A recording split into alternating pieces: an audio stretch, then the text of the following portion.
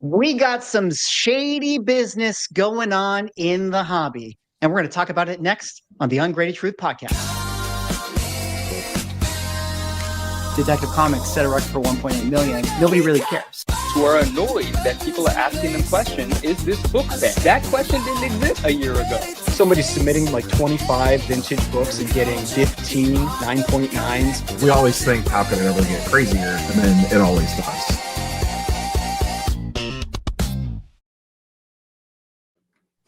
Ladies and gentlemen, welcome back to another episode of the #1 show in the entire universe, the Ungraded Truth podcast. I am Swaggle Haas, joined as always by the esteemed gentleman next to me. We got Rob, Neo Cards and Comics, Ryan, Automatic Comics, and Manu, the 99 Newsstand. Gentlemen, here we are, 4 shows in a row. We're killing it. We're dominating. No shady business going on with our podcast. None. It's amazing. There's always something to talk about, though. You know, like you give it like 2 weeks between. It's like it's that news cycle. It just keeps turning over. You know, it's always something new, always something fun. Yeah, it's like that. What do you call it? You know, the things at the warehouses where you see it's been this many days since there has been an accident. It's like basically once you get to around 14 days, there's always a disaster in the collecting and card comic collectibles hobby. And we're definitely going to get into a few of them here today. Just going to give a quick shout out to everybody hanging out in the chat. Thank you all for joining us this afternoon. And I appreciate you guys tuning in here on an early edition of the show, which is the 4 p.m. edition. I don't really know if we're sticking to our 5 p.m. Saturday night time slots. It's been kind of what we've been building out. But, you know, we're sort of not committed to it. You know, we might still even change the theme song. I don't know. At this point, I kind of like the theme song. It's a bit of a banger to me. But at the same time, we're still in flex because we had to move the show up to 4 p.m. tonight because Manu and I have an event to go to. We're going to be at the San Francisco Comic Expo. Is that what it's called? San Francisco Expo After Party. Fan Expo. Yeah. So we had to, bump it up so that we can freshen up for the show. But we're still going to have a great show tonight. But before we get into there, a little other housekeeping stuff. Again, guys, the Ungraded Truth, as I already established at the beginning, is the #1 podcast in the nation, the fastest growing YouTube on the entire platform. Last week, we were at 327 subscribers. Now we are at 485 subscribers. That is an increase of 10 million%. But we still need to hit our main goal, which is to get to 1 million subscribers. But also we have to get to 1,000 subscribers first so that we can start to do streams on the Ungraded Truth channel. So if you're watching this and you're not subscribed to the channel, please hop over to the Ungraded Truth podcast, link in the description, and give that channel a sub. Now, gentlemen, we're going to talk about all things tonight. Probstein. We're going to talk about shady businesses. We're going to talk about PSA cases being hard to break into. But before we do that, let's give a little bit of thanks. Let's give a little bit of gratitude. It was Thanksgiving weekend this past Thursday. Did you guys have a great Thanksgiving? You know, what did you guys do? What's the tradition over in the houses that is the 99 house, you know, the automatic house? What kind of side dishes did you have? What'd you guys do for the holidays? Dinner with the family. Oh, sorry. Yeah, simple. Dinner with the family. There was everything on the table. My mom always cooks up a big feast, and that's what we do. It's just been our tradition like so many other people. And we just get together and enjoy that time. Yeah. We went out to eat for the first time ever. We usually make something and we're just like, nah, we're not doing it this time. And I bought 3 pies though. I have worked through 2.5 of those pies, so I still have half a pie left to go. But yeah, that's I don't know, apple pie and whatever and ice cream and stuff. That's my big thing for this time of year. Parents for me. My dad has a rule that he won't leave the house on Thanksgiving, so my mom has hosted Thanksgiving literally my entire life, which works out fine for me. That's solid. It's a long drive for us to go back to my family, so we do it here. And you, Swag? I'll round it out. My family's in the Bay Area, which is where I am right now. As you guys can see, I'm in a little bit of a remote setup, so don't mind my fake background right here. But we always get together on Thanksgiving. Had a great early-ish dinner. cooked some turkey, did the typical dishes, and it was wonderful. It's always good to see friends and family and have good health and have a good time and drink some good wine. And now I get to hang out with some fine gentlemen and everyone in the chat. So I'm appreciative and thankful and grateful for being able to talk collectibles with all you guys here today. And I'm thankful to Huraton with the $5 Canadian super chat, which is basically negative US dollars. I stole money from you. I'm just kidding. Paid him for the Tales super from the Crypt number 40 You had to versus pay number duties on that. 44 based on cover looks, panel to vote. All right, Tales from the Crypt 40 versus 44. Let's kind of make it easy for the gentleman here so they can see Yeah, this. let's see what that Hold is. on. Yeah, I feel like 40 and 44 aren't two that I think about all that often, so I'd have to like I normally don't know I'm if you thinking guys can like hear me. Freeze? Am I frozen? no, No, I can we hear hear you. you. We Yep, hear We you. can hear you. You are a little frozen though. A little freeze never hurt no one.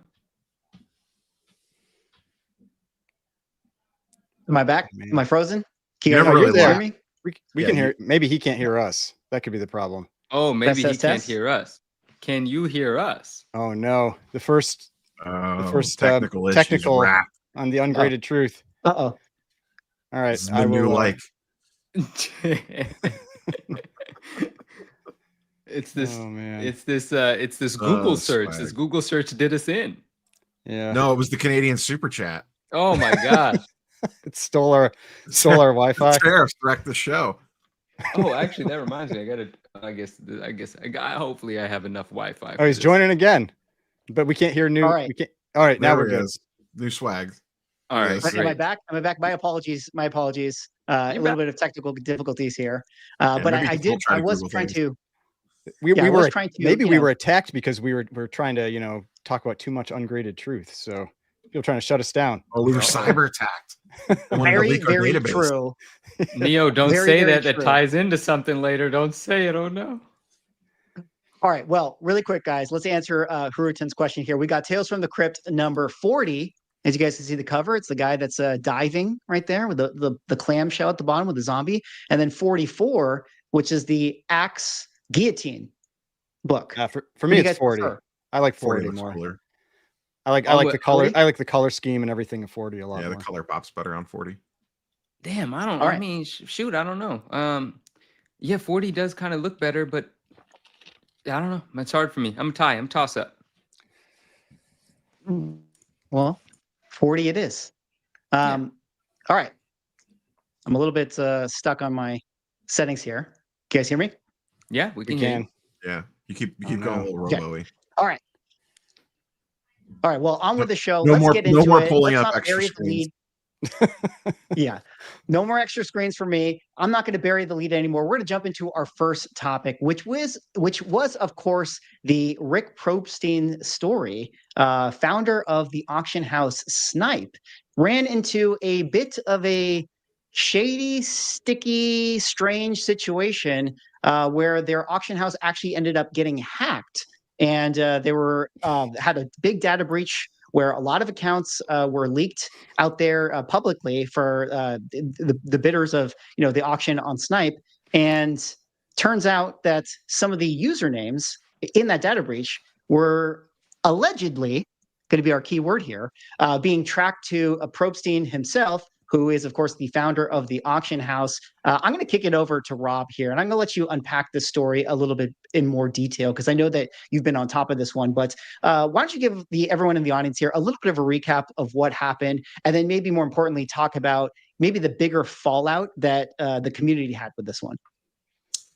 So for those that don't know who Rick Probstein is, was the biggest eBay consigner in the card category specifically. He did sell comics on occasion, but basically one of the biggest eBay consigners on the platform.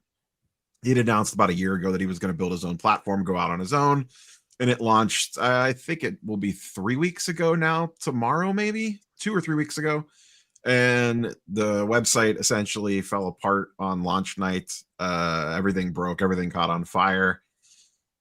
None of the bids worked. People were double charged. Things ended early. Things ended late. It was basically a disaster on all proportions. And then the next day, on the Elite forums, which is a Pokemon community, someone had posted that you could say hacked, or you could say maybe the security of the website wasn't the best to begin with and the door was just left wide open. It's kind of like, are you robbed if you just leave your back door wide open and someone just walks in and takes all your stuff? That still, technically yes, but yeah, technically yes, but like, you know, if you say welcome in as part of it, that next day that surfaced that there was potentially this has not been acknowledged yet by Probstein formally, though he did, according to Catch 'em All Collectables, another Pokemon YouTuber, had a phone conversation with, in his video, confirmed that it did, but there hasn't been anything public from SNYPE itself. That there was a data breach, and as part of that, as Swags mentioned, there was people were able to pull bid histories down, and there was some stuff in there that does not look so great. And then to add on to that, within a week, he moved all of his items back to eBay. So he is now back selling on eBay, and then there's I forget what it is, like 7,000 items back in his eBay store and running an auction. And a lot of people are still left with, wait, what the hell's actually going on right now? Got it. And And it's a great it's rundown. crazy. To me, like, one of the crazy things is that, like, they're just like, all right, SNYPE is done. You know, like, I mean, I get it, but it's like something that was being built for that long, and it's just all of a sudden, like, I mean, how much money must have gone into that development and everything, and then to just pull it down instantly, like that's crazy. That whole platform is now just gone. Yeah, I mean, I think it kind of goes to show you, one, how bad it must have been, like in terms of working condition, like how operable or inoperable the site was leading up to it. I never spent any time on it. I never registered for an account or anything. Like, I pulled the website up to look at it for like to talk about it like briefly in a video. That was about it. But a lot of people were saying, even leading up to the auctions ending, like search didn't work correctly. There was like a lot of other things that were like kind of janky on it. And then, just within a week, just completely shuts the site down and moves the stuff back to eBay. The moving stuff back to eBay to sell it super fast doesn't surprise me as much as shutting the site down, because he's a consignor, and most of what he sells, which is sports cards, can be kind of timely. So there's probably certain windows that people wanted to hit with cards. So you need to get those back to market fast, or your consignors. I can imagine you had $50,000 worth of cards with him, and they're just kind of in limbo. So he needed to get those to market as quickly as possible to probably get those off his books. I mean, the other thing that, because I know some people have been talking about this, like if eBay would take him back or not, or that kind of thing. And I mean, everybody just assumes that because he's a big consignor that eBay would take him back. But I mean, they've dropped big consignors before if they feel like that there's a risk to like how people view their business. You know, like, I mean, I can't remember what the name of the company was, but like, what was who was it that the other card? Yeah, PwC that got dropped.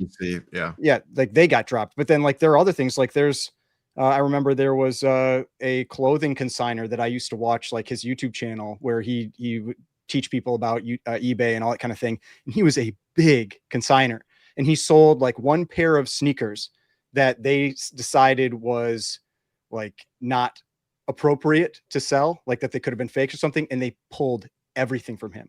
He's not allowed to sell on there. His wife's not allowed to sell on there. Like, I mean, like, they don't screw around. Like, I mean, I get it. Like, he's a big guy, a lot of money, but maybe they're letting this first thing go, and they could be evaluating it. Like, you don't know for sure if they're going to continue to allow him if they feel like something wasn't really straight. I don't think they would. I think if they felt that something wasn't straight, they wouldn't have let him back on to begin with, because they already took the PR hit for taking him back.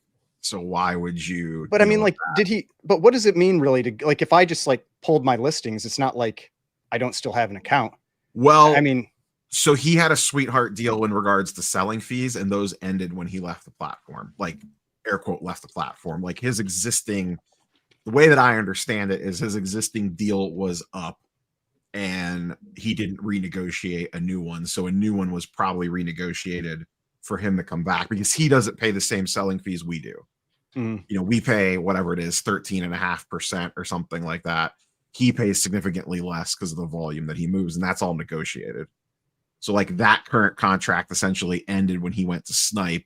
So if he just came back on his own, like you said, it's possible he didn't have the same it, deal like coming back. He may, if he had to sell stuff, maybe he took the hit on like normal person fees. I am sure that he didn't get as good of a deal coming back because eBay would have been in the full position of power there. Like if you want to come back, you're playing by our set. Like we have the power here in regards to setting new terms and conditions for him, like from a percentage standpoint. Just ask the question though that I feel like needs to just sort of be asked in order to kind of really unpack this. And this is not actually what I think, but why would eBay care what happened on SNYPE? Why wouldn't they bring him back? Like why would it be something that they're concerned with?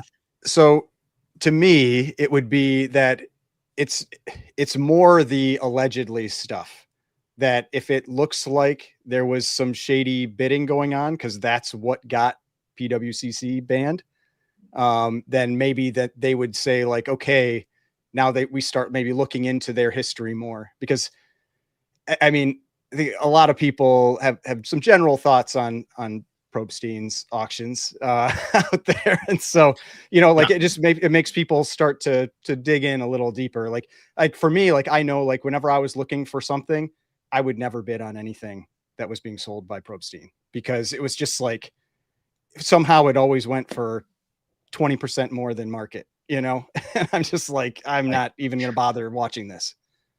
Well, let's kind of push on that and double click that file a little further, because I think what's interesting about this story is that, you know, shout out to the people over at Collect Media. I think they're a great platform. They do some great reporting, but in this particular post, for instance, you know, they made an announcement that SNYPE is going down. Probstein has confirmed that they're going back to eBay, and they kind of hand waved away the bigger issue, which was the alleged stuff. And granted, you know, just full disclosure, we're going into tinfoil hat territory here, guys. This is all allegedly. Take us there, Swag.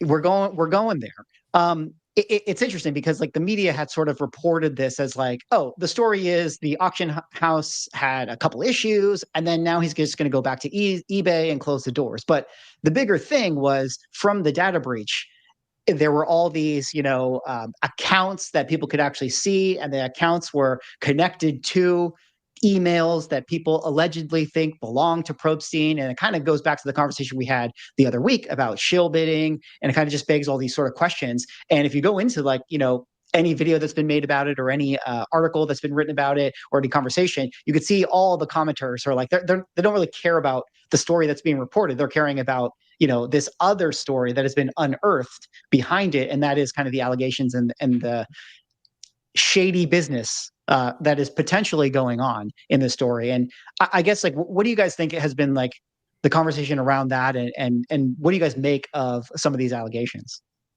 So for what it's worth, Ravel, who runs Collect, did tweet out after the same day that that story was posted that they essentially saying that Collect did ask questions around that stuff, and that basically Probstein didn't answer any of them. So why they didn't include that in the article, I don't know, but they did clarify that they did ask more questions. But Ravel got himself in some trouble tweeting a semi-defense of the whole Probstein coverage as well. So you could kind of take his stuff a little bit of both ways, just to add some further context to that. What do you think, Nia? Which about which the shilling allegations? Like, do you think it is someone just trying to make him look bad by photoshopping a bunch of stuff, or do you think, like, you know, is it fine for us to share what we think might be going on? What do you think? I think we don't. I mean, I think we can assume, but I don't think we actually. It's the difference between what it looks like versus what. It's all coming from a single source. So I think some folks are trying to be careful about, is there anything else to corroborate this beyond a single poster on a forum, as bad as it looks? And, you know, it plays into what everyone already thought anyway. Yeah. So I mean, that's always dangerous too, though, because like people have preconceived, you know, notions about how things are operating. Right, and I'm not, listen. Yeah. I'm not saying I buy into that at all. Like, I am right with pretty much everybody else in regards to what we all think is going on, but what we think versus what we know, like factually, are two completely different things. Yeah. And To me, like what it really does is it's just like because what was that? Was it 4 weeks ago? Maybe was it 2 shows ago that we were talking about um, the defensive bidding. Defensive bidding. Yeah. It's just like it's more things where people just are. This is what I've been seeing in terms of a lot of the other talking heads and everything that are out there. It's people just asking the question of what are the real prices, that are out there. And obviously, like we've said it before, it's like, it's like, do you really want to know, or like, does it even matter? Like I get it. Like we get mad about it because you feel like you're getting ripped off, like you're paying more than you should for something.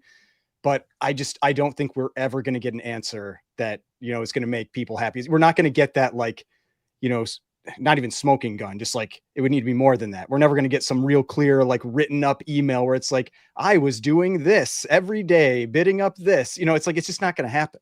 It's like, we can probably guess that there's some percentage of bids out there that are they're going to be garbage. And it's part of the price you pay when you're in a collectibles industry that is not really regulated. I mean, and the only way that would change is if we got, like, it's not going to be at a state level, like federal level regulation. And that's not going to happen. Like, it's just not going to happen. So we have to be kind of, it's unfortunate. It's like we get to, talk about it and it's interesting, but I just don't see that. I don't think we're going to get the answer we want to get. No. I think like it's go ahead, Swags. Go ahead, Rob. No, go. I was going to say, like, I did a live the night that it happened that he went back to eBay, and people are like, he has to make a statement. Probstein has to come out and say something. And I was just like, one, no lawyer in their right mind is going to allow him to speak in front of a microphone, like, for God knows how long. And two, at this point, I don't know if he was live right here with us now telling his whole story. I don't know what he could possibly say that 95% of people would be like, I don't believe any of that. I'm believing the narrative that's out there. Whether that's right, wrong, or indifferent, I don't know. But like, I legitimately have no idea what he could say that people would be like, oh man, you know what? I'm on Team Probstein now. Like, there's nothing that could come out of his mouth that would convince people change their mind on what the narrative already is. That's a great point. It's not like the website's available for anyone to actually go into the back end and see what the code shows now. He pulled it down, right? And anything that he does say, I don't think many people are going to believe. The question then is, does anyone care? Like kind of like what you guys are saying, like, even if everyone assumes the allegations are true, I mean, listen, he's still going to sell thousands of things on eBay and people are still going to buy it all up. Does anyone care? Well, one of the other points that I was talking about as well is how many people even know. Like, most people, I would probably say 90% of people buying on eBay don't pay attention to the seller outside of, oh yeah, they have good reviews. Okay, cool. Well, yeah, and I can't remember if it was you that was talking about that or if it was another like stream I was watching, but it was somebody made a comment, and it's very similar to the whole Swapgate thing. Like, I remember people talking about that with comics, is that it's like, what percentage of people actually know about this stuff?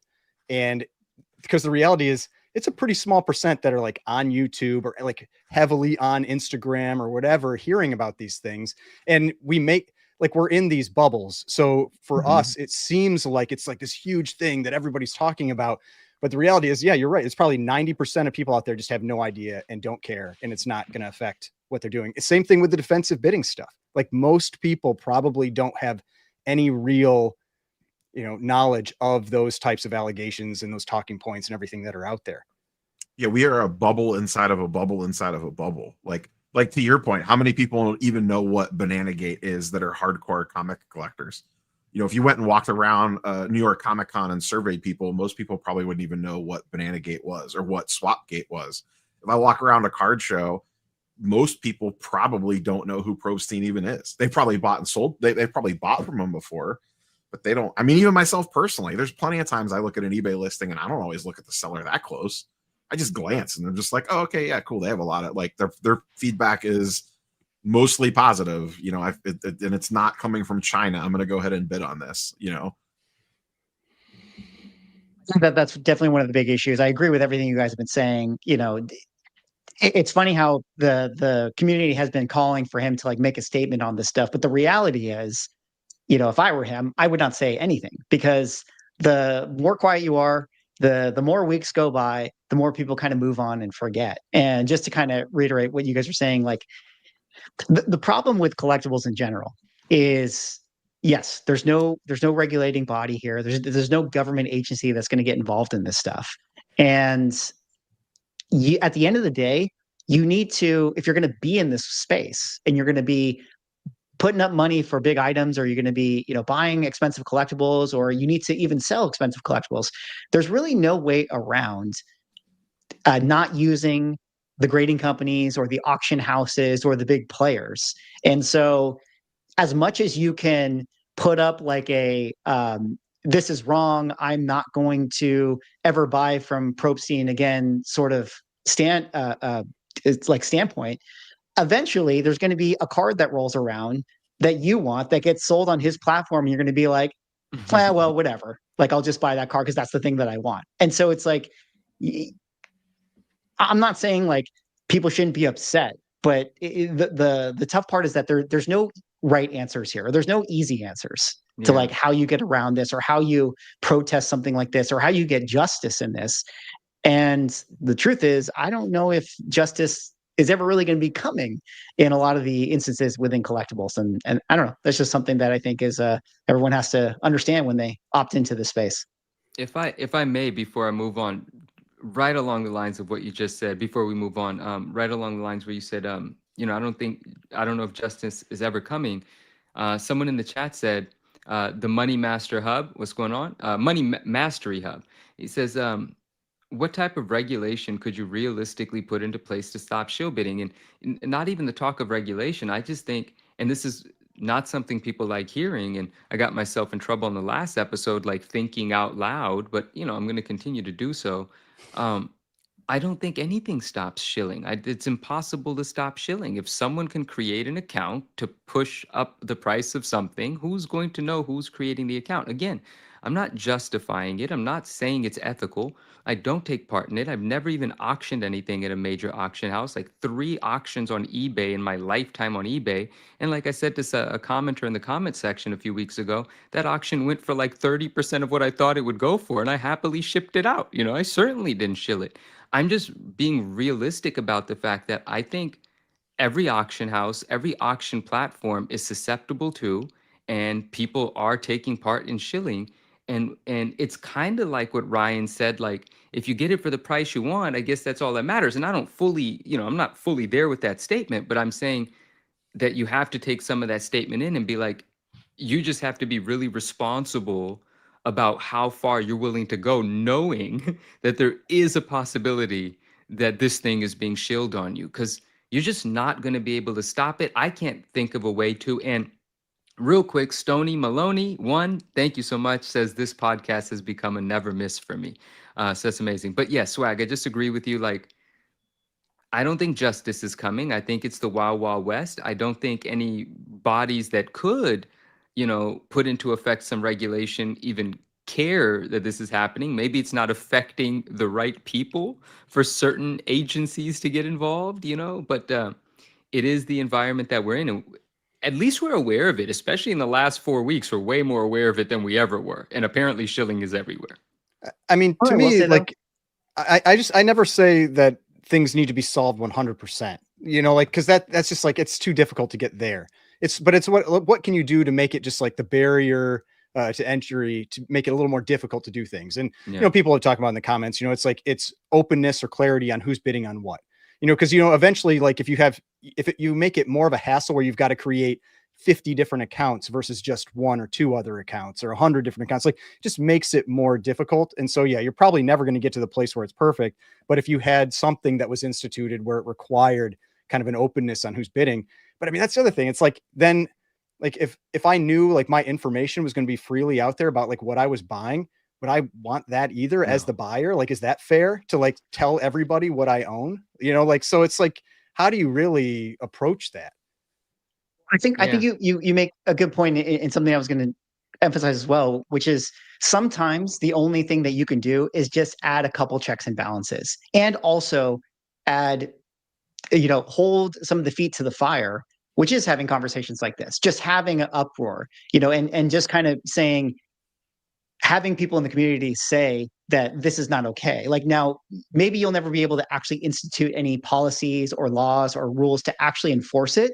But I think sometimes just feeling the heat makes people go, okay, I can't just blindly chill, or I can't just so easily get away with this. I got to be a little bit careful. And I think just a little bit of that social pressure probably reduces the amount that happens out there. Now, there's still going to be a lot of it, but like imagine if nobody cared. Like if there was never uproar or conversations about this, then people are going to always go to the path of least resistance. And if you know that you can get away with shill bidding and you're not going to get accused of anything, then you'll just do it. But now if there is that social pressure, if there is at least some checks and balances, like Ryan said, if it's at least like somewhat hard, like I can't just bid on an item or have my wife bid on an item, or some family member bid on an item, there's those policies in play. Obviously, you can never stop the fifth degree of separation person who bids on your own item, but at least getting the easy ones out of the way and having those checks and balances set up, I think does a lot probably in the long run. 100%. And before the next topic, sorry, I already said this, but before the next topic, blank was definitely blanking. Okay, carrying on. Well, shout out to MSG Comics for the $2 for Swags to upgrade his internet. I appreciate that. That will definitely go to giving Spectrum a lot of shame. And I will never be able to institute policies to make my internet better. But if I yell at them, they might eventually do it. Speaking of yelling at people, let's go on now to our next shady business topic, which is, of course, shady sellers on eBay.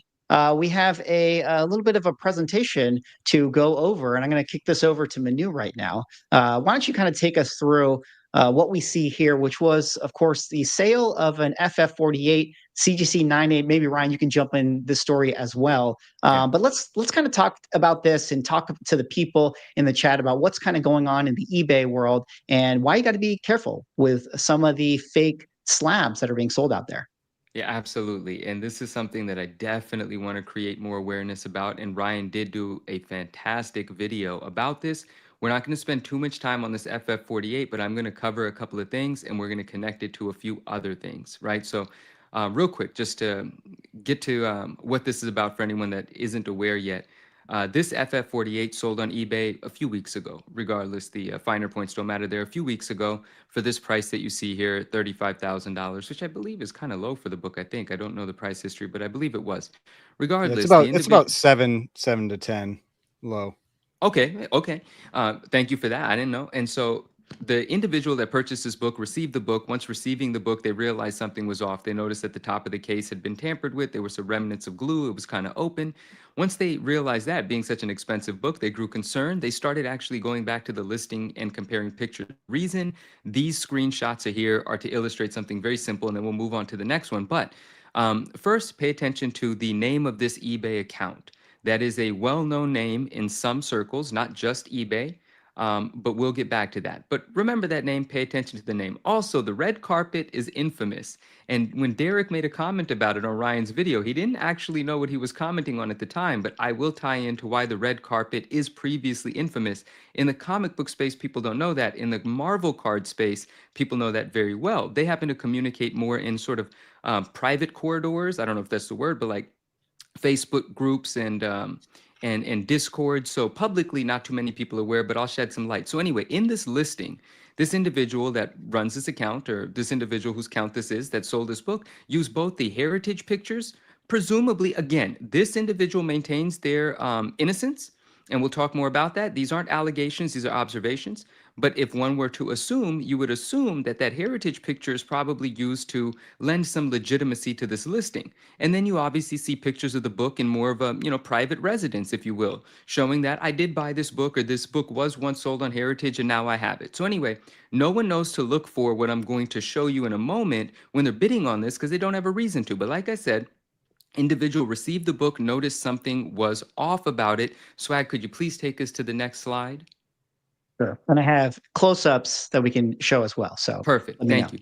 And so one thing that the individual that received the book noticed is that the label was off. The spacing was off. The sort of the ink was off. A lot of things were wrong with the label. So it's not a reprint, but it's a reproduction. And another way to confirm that it's not a reprint is you can see here the original label on the bottom says first appearance spelled correctly. The label on the book that was shipped to the buyer says first appearance. And it was James, MJ Comics, he's with us in the chat, that actually noticed this while we were discussing this. And that's hilarious. So this person who, committed this fraud, I'm not saying that it's the person that runs the eBay account, but you guys connect some dots. Like I said, he maintains his innocence. But whoever reproduced this label didn't do that good of a job. I guess it's good that he was kind of careless because we need to be looking for these things. Regardless, so now we know that the slab had been tampered with, opened up, and the label has been replaced with a reproduction. And then the question was like, but so the book has to be different too, right? And so if you take a look at this other picture here, it's actually the books look similar at even an extended glance, but once you start comparing where the art falls around the edges, it's kind of some dead giveaways. And the one on the left is the heritage picture. The one on the right is the one that was delivered to the gentleman that purchased the book. And you see that window on the building, and you can see where the window cuts off. Clearly, there's like 70% less of the window on the one that was delivered. So it's identifiable as a different book. So the reason that I am articulating and showing this again, Ryan has made a video. I've talked about it on other channels, including MJ's channel, MJ Comics, is because I personally don't believe this is the last time we're going to see this. And we need to be super aware. We need to be paying attention. And listen, it's unfortunate for the account, but we have to be watching this eBay account, because even if this individual says that they got the book this way, they play the victim, whatever it is, this isn't the only occurrence like this. And when I was previously talking about this, many people said, jokingly, of course, they said, man, this is one time where it's good that I'm poor, or, those kinds of jokes, because making the assumption that this person's only going to scam things that are tens of thousands of dollars. So anyone trading in like regular, less expensive stuff, they may not find themselves a victim to this. But in fact, on this account, items less than $1,000, clearly fraudulent, and we're going to show evidence in just a moment. So I think that puts a bow on this for a moment. Swag, yes? I don't know if Ryan wanted to just kind of chime in on please, any extra details, because I know the person who reached out to you is the one that bought the book, but maybe you can kind of weigh in on this particular sale.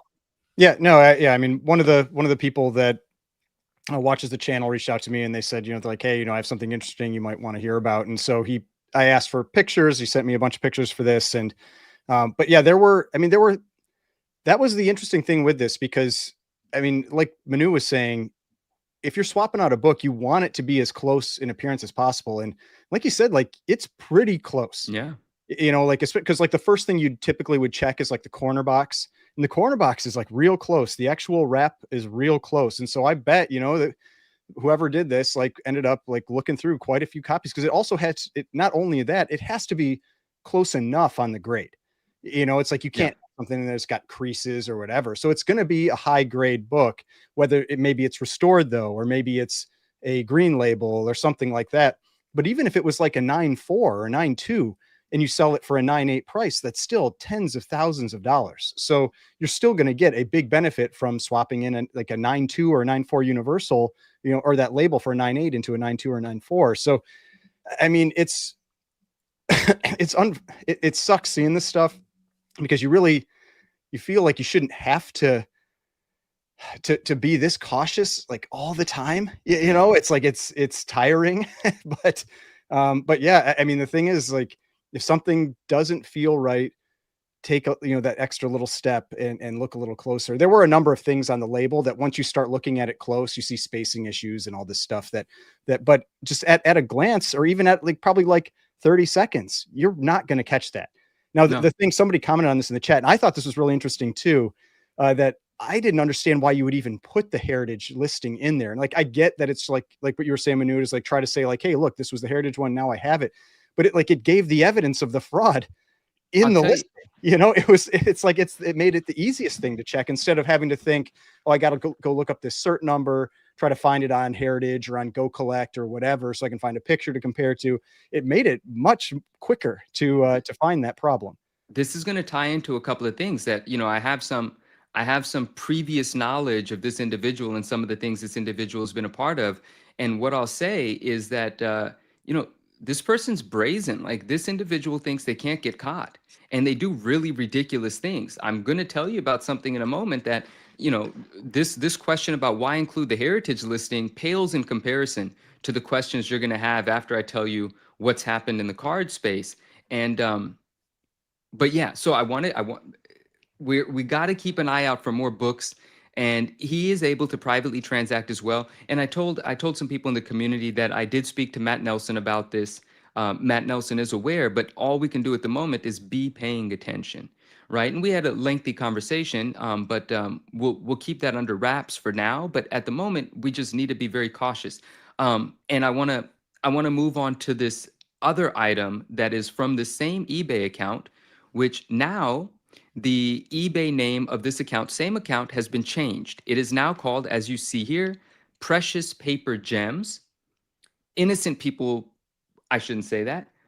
People have reasons to change names, and some of those reasons might be because, maybe they're doing something wrong. I don't know. Or maybe the name was just getting dragged and they wanted to change it. Again, there are a lot of coincidences in relation to this account and with this individual, but you guys got to make your own decisions. I'm making no allegations whatsoever. The guy maintains his innocence. Anyway, here you see a couple of things. One, we're pointing out that the eBay page name has been changed. Second, there's a feedback here from a month ago, same account, not an expensive item. Well, not $35,000, still pricey. It says PSA holders were fake. Make sure your higher end graded cards are going through eBay authentication regardless. So I wanted to go find this listing. And since it was only a month ago, I was able to find it. This is that listing. So these are 2 Star Wars cards, PSA 10s, and the auction ended for $828.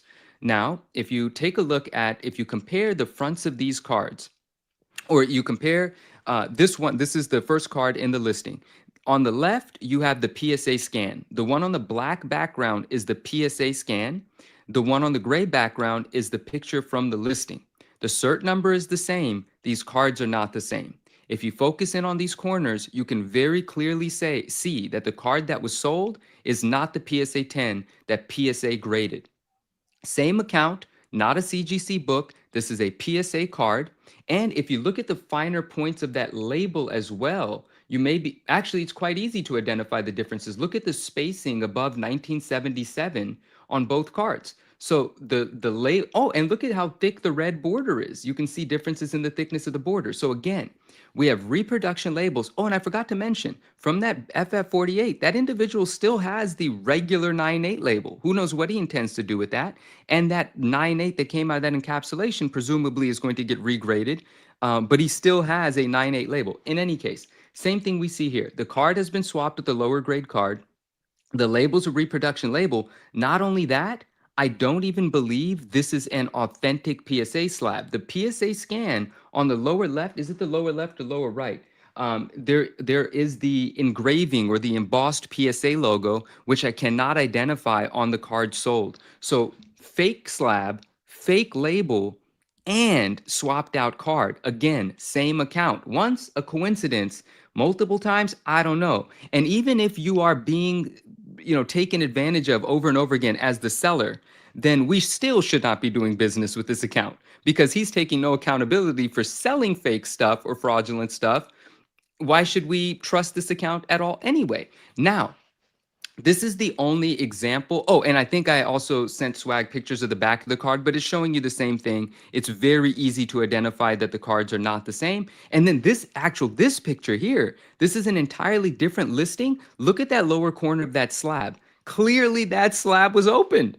Clearly that slab was pried open and put back together. You have to be checking for these things. Right above this listing of those 2 Star Wars cards, there's another one with 2 Star Wars cards, PSA 10s, same deal. And that one went for a little less than $800. So very important to recognize that the comic book thing might continue to happen. It's happened on this account. Now the account name is changed. And if you looked at the history of this account, there are other fraudulent activities going on. A moment ago, I said that the red carpet had become notorious. The reason I say that is because the individual who is that name associated with the account originally before it was changed, it is a very well-known name in certain communities. And that community is the original art community, primarily Marvel cards, as well as the Marvel card community itself. And a number of months ago, I'll tell you how this transpired, and I'll tell you what took place after that. It's pretty interesting. A friend of ours was sent, someone pulled a very big card out of a brand new product. It was a one-of-one Spider-Man card, roughly a $30,000 to $50,000 card. And I'm not pulling that number out of my butt. That's what people are paying for these things. They sell on Golden for like $50K. In any case, someone pulls this card and shares it with a friend of mine who's, a public figure and someone well respected in the card community. I'm not saying his name because I don't want his name any more associated with this than it already has been. People know who I'm talking about. He's a good guy. And so someone sent him the picture of a card they pulled, and my friend shared it on his Instagram story. Like, oh my gosh, the card's been pulled, the search is over.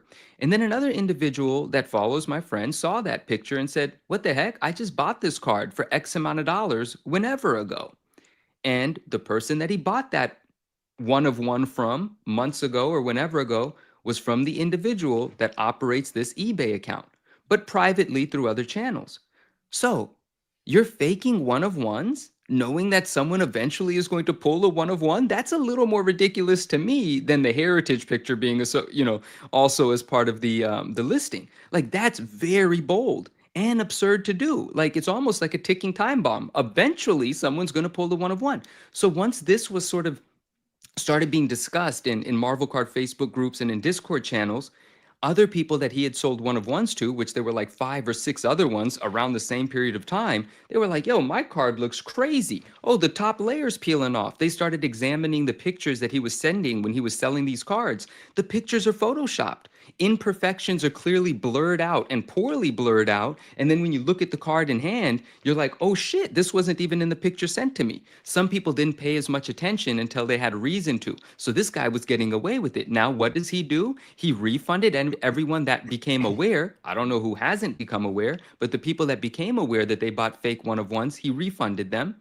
And again, maintains his innocence, says he bought everything from a vendor at a card shop, at a card show somewhere in California, refuses to name the vendor, of course, right?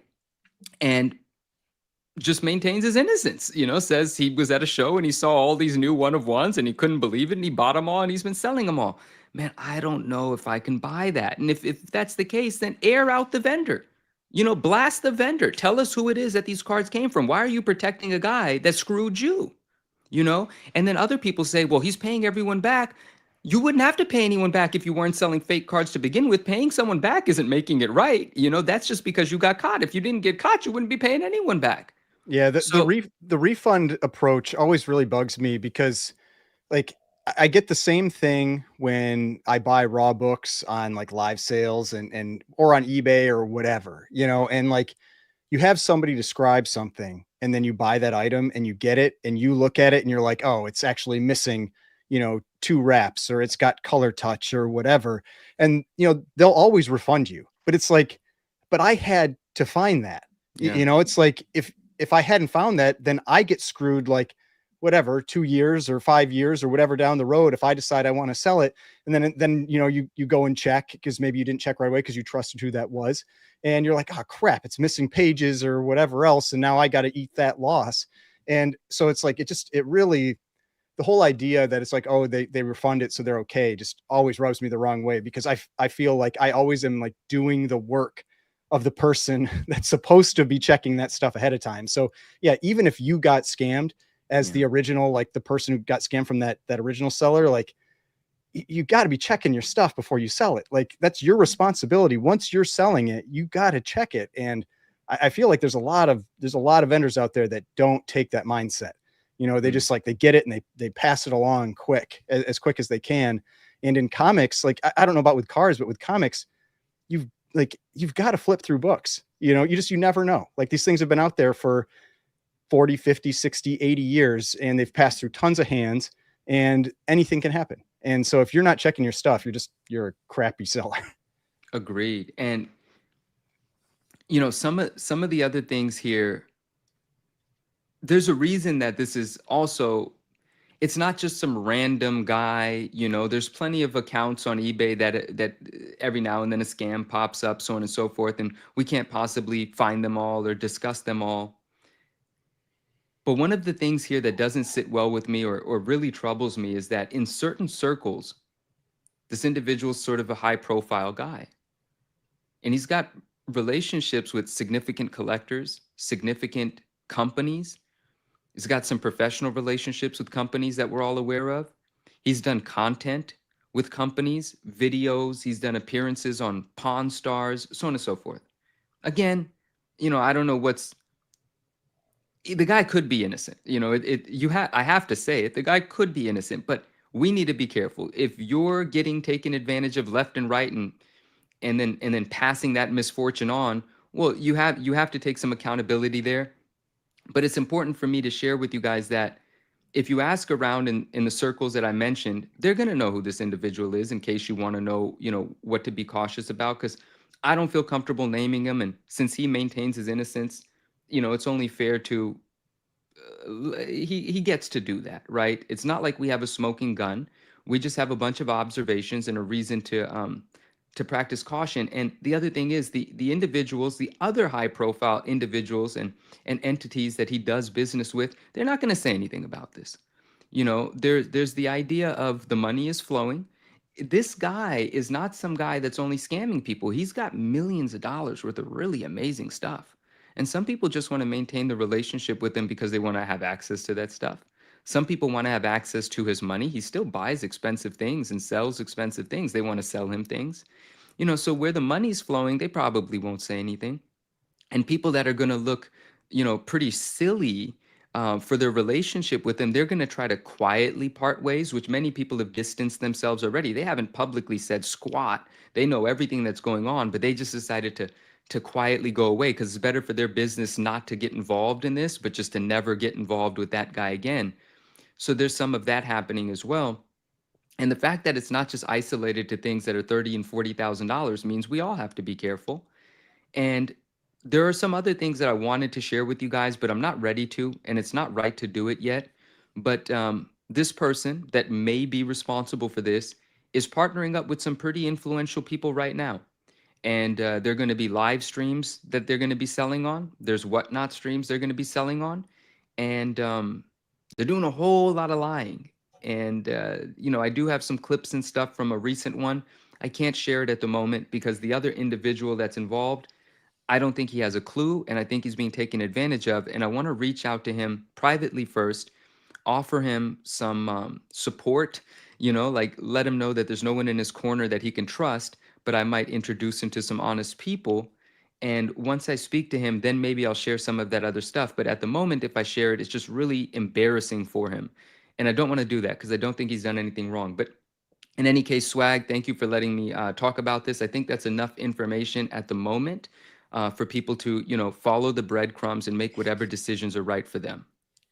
Yeah, well, definitely. Well, thanks for that story, Manu. And also thanks to Eric Chang for the $5 super chat, who says, information is power. So I'm here for all the latest on shilling, scams, and general bad behavior.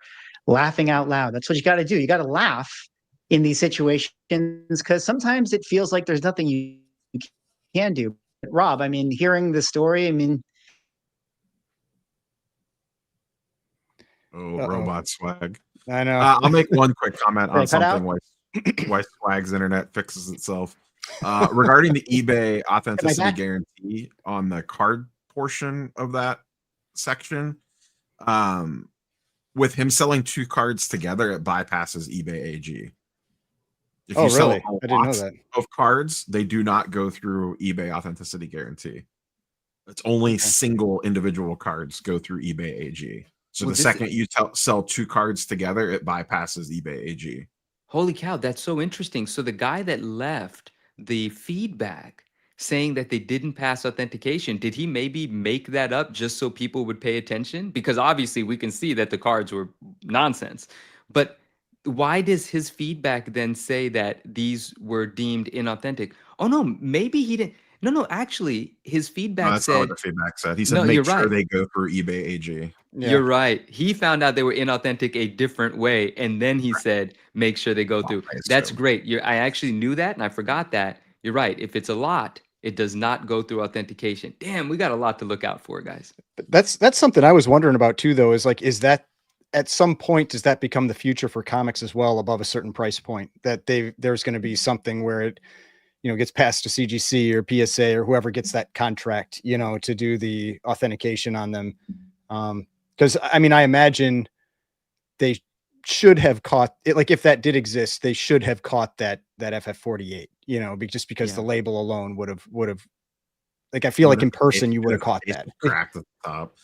Marvelous Packs, is that you? Is that MPAX? Just DM me. You know who you don't have to DM me. You know who it is. Ask any one of your friends. You know exactly who it is. But if that's MPAX, what up?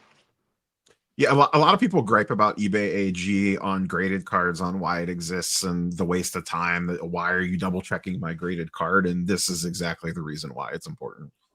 Like, I get that it's annoying that it takes you an extra week or so to get your card or whatever, but all it takes is once to save your ass, and it's worth, I mean, you're not even paying for it as of right now. It's free, but there are ways to bypass it. And the listing will say, like, if you're bidding on the listing, it will say on it, like, this item is going to go through eBay authenticity guarantee. So if you don't see that on there, it could be because of the lot thing. There's weird stuff with overseas things that it doesn't go through eBay AG.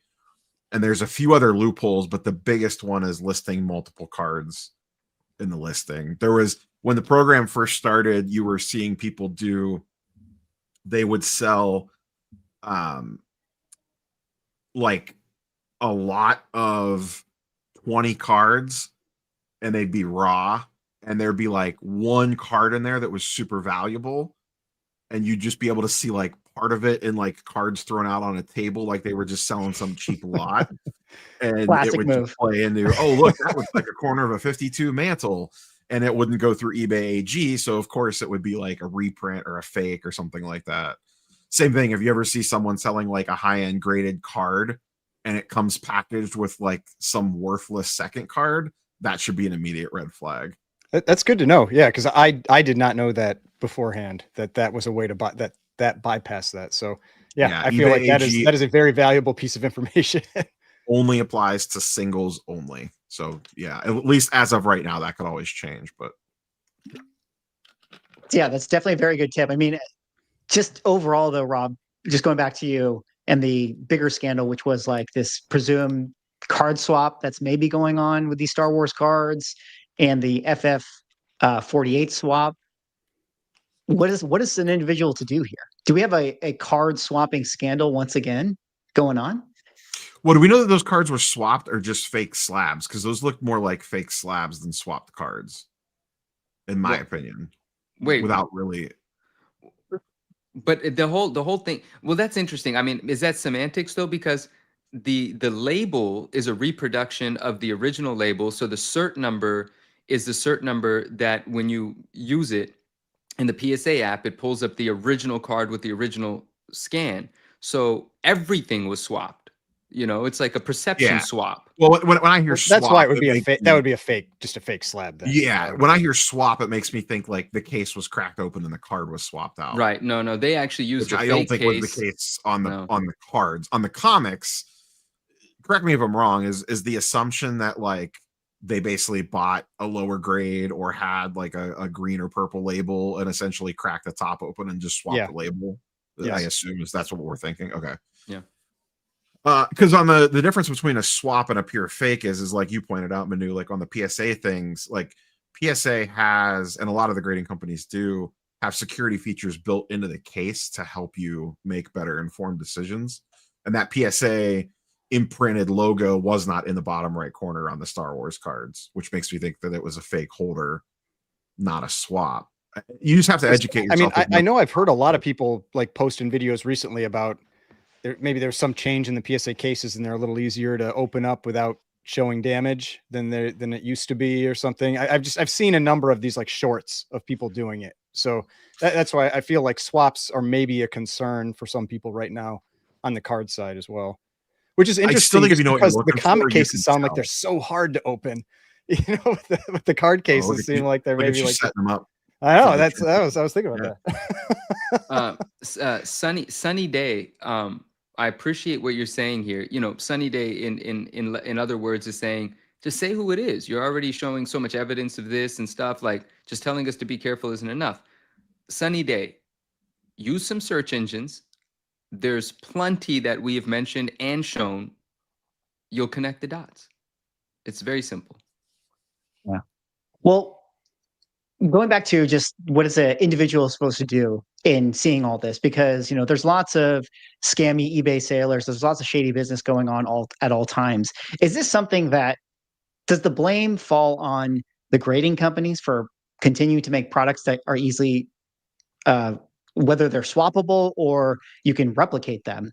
Is that something that mostly falls on them, or is at the end of the day, is this an individual problem? And if you're going to be buying stuff, you got to learn how to grade. You got to learn how to look at cards. You got to learn how to pick out slabs, which is really unfortunate because not everybody really wants to do that. I mean, if you're hanging out in the chats today, which shout out to you guys for hanging out on the Saturday night, we're all pretty hardcore. We're into this, so we've learned grading. We've kind of been able to identify slabs. But most people, when you go to your average card show or your average Comic Con or something like that, and there's just like a casual fan that wants to buy something because they think it looks cool, they're not going to be able to really discern what is a fake slab versus not, or they're just on eBay, they're just buying stuff. I'm like, oh, that's a cool Star Wars card. Let me pick it up. What is an individual to do here? What you just said, an individual needs to, well, not everyone's going to, of course, right? Not everyone's going to be an advanced collector, a very careful buyer. Like we always talk about, or, I'm always met with the fact that people say, but Manu, a lot of people are just casual collectors. And casual collectors, unfortunately, are in a position to get taken advantage of. If you're not going to learn how to identify a tampered with slab, if you're not going to use the scans available from the grading companies to compare, with the item that you're buying, well, then you will possibly be taken advantage of. At the end of the day, people need to become more sophisticated if they care about what they're buying or if they care about the money they're spending. I like to call it an enlightened collector. You have to become an enlightened collector. And since everyone's not going to do it on their own or know to do it on their own, I think it's important for situations like this where the four of us or us individually continue to talk about it, because every time we mention it, someone new is going to become aware of it. And that again is creating more enlightened collectors. And that's going to make the job more difficult for the scammers. And certain dealers should also do a better job of investigating their inventory rather than just being so quick to move it, right? Because sometimes the fraudulent stuff isn't just sold by the person committing the fraud. It happens to be resold and resold, kind of like with the the accidentally swapped out a CGC 316, like kind of like that. Like the seller themselves at a certain point in time can take some accountability and not sell something on. So I think, yeah, the education is definitely a big part of it. And Sunny Day, I totally know where you're coming from. Like I myself would have had some frustration there as well, but I just want to politely say I appreciate it. But there's enough information for you to connect those, so I hope that you do. But generally speaking, you just have to know. I mean, there's so many tips and tricks. Like I've heard Ryan say this a long time ago. I'm pretty sure it was Ryan, and it's a beautiful one. It's like if you're buying an expensive graded book, and let's say it's from an era where CGC doesn't have scans, right? So you can't look at the scan to compare the item that you're actually buying. And Ryan, correct me if you didn't say this, but this was a great tip from whomever I heard it from, but I think it was you, is that look at the grader notes and compare the defects that are written in the grader's notes to the book that you're buying. If it says 2.5-inch crease or something identifiable, and you can actually place that grader note to a visual that you're looking at of the item, you can then have confidence that you are buying what was graded by CGC. And if it's a recently graded item, they're going to have almost certainly a scan of it. Compare the scans. Take those additional steps. This is why I'm always I always harp on why I don't like these vaulting things and these quick exchange digital services of physical assets. Like you're never even seeing the item. If you're pulling the lever at some mystery pack company and then you're selling the item back or trading it on a digital platform, you could be trading all this fake shit and you'll never fucking we're know. looking for sponsors here. Yeah, I'm what sorry. are you talking about here? I don't give a shit. I'm sorry. That is actually going to breed more careless collectors, people completely unaware, and it's going to create more opportunity for fraud. Because if you're never even getting the thing physically in hand, how are you supposed to inspect it for tampering? You're never going to know. Yeah, I mean, really want to know. My other side. I want to know. I want to know. I love the tagline. I want to know. My other problem with that though is like I have the same issue with that as I do with like telling people that if they need to learn how to grade. If it's like not everybody wants to do that. Like for somebody to enjoy a hobby, they shouldn't have to become like an expert or like not necessarily like a full expert, but like still like to spot a fake slab, like you have to have looked at a lot of slabs.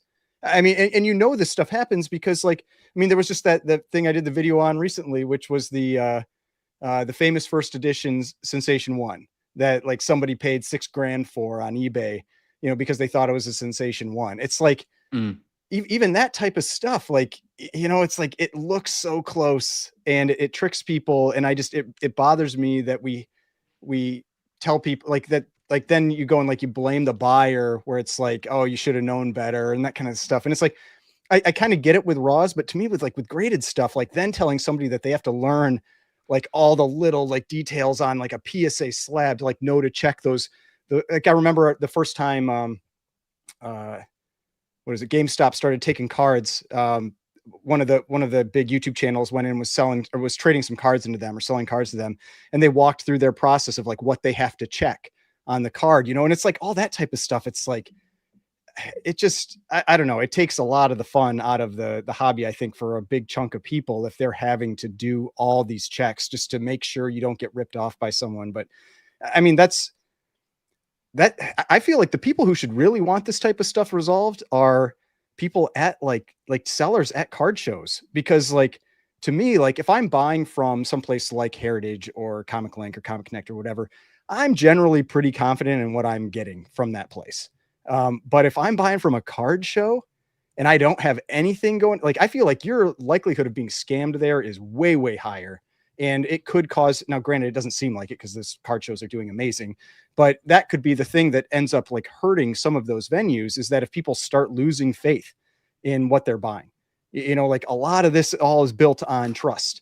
And when people start losing trust in the product that they're buying, that hurts everyone. So I don't know. Would you say card shows are doing better than Comic Cons? Well, yeah, I mean, there obviously are, but but like, that's what I'm saying. Like card shows clearly are doing very well right now, but this is the type of thing where if like, because I know there's a lot of fakes out there with PSA slabs, like a lot like the Moon Brions and that kind of stuff.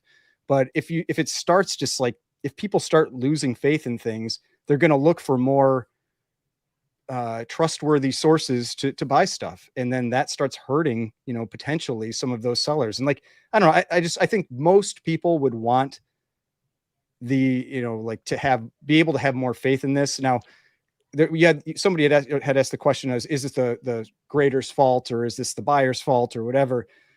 I mean, I don't put the blame on the grading companies. I think they're always going to be behind on a scammer. A scammer is always going to be able to act quicker. They turn something over faster. You do start to blame them if they don't make changes because of that.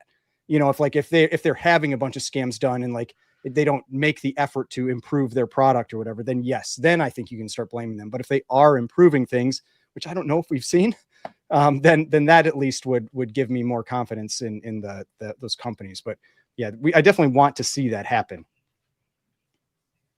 Well, speaking of the grading companies, them improving things and what benefits individuals versus dealers versus companies versus auction houses, I did want to talk a little bit about this interesting story. Shout out to Palm Beach Presser, who, if you guys remember, Palm Beach Presser was actually one of the first people to kind of call out Bengate, which if you guys are in the chat, you're not familiar with Bengate. Bengate is a situation that was at CGC where the comic books that were being housed in the CGC cases were seeing just a little bit of like almost like this banana pressure bend, which was causing very, very small spine ticks along the middle of the book once they were encapsulated. And Palm Beach Presser, who is a cleaner presser, does a lot of service, does a lot of submissions to CGC on behalf of his clients, was one of the first people that called saw that and called it out, along with Manu, and shout out to MJ Comics, who also might still be in the chat. But they had a show talking about that. And he recently had a conversation with Manu about PSA's cases, where he said that he does not want to crack any of the PSA cases. He doesn't think it's worth the effort because the cases are so hard to break open that he's not going to provide that as a service for his clients. And this is not me here to call him out.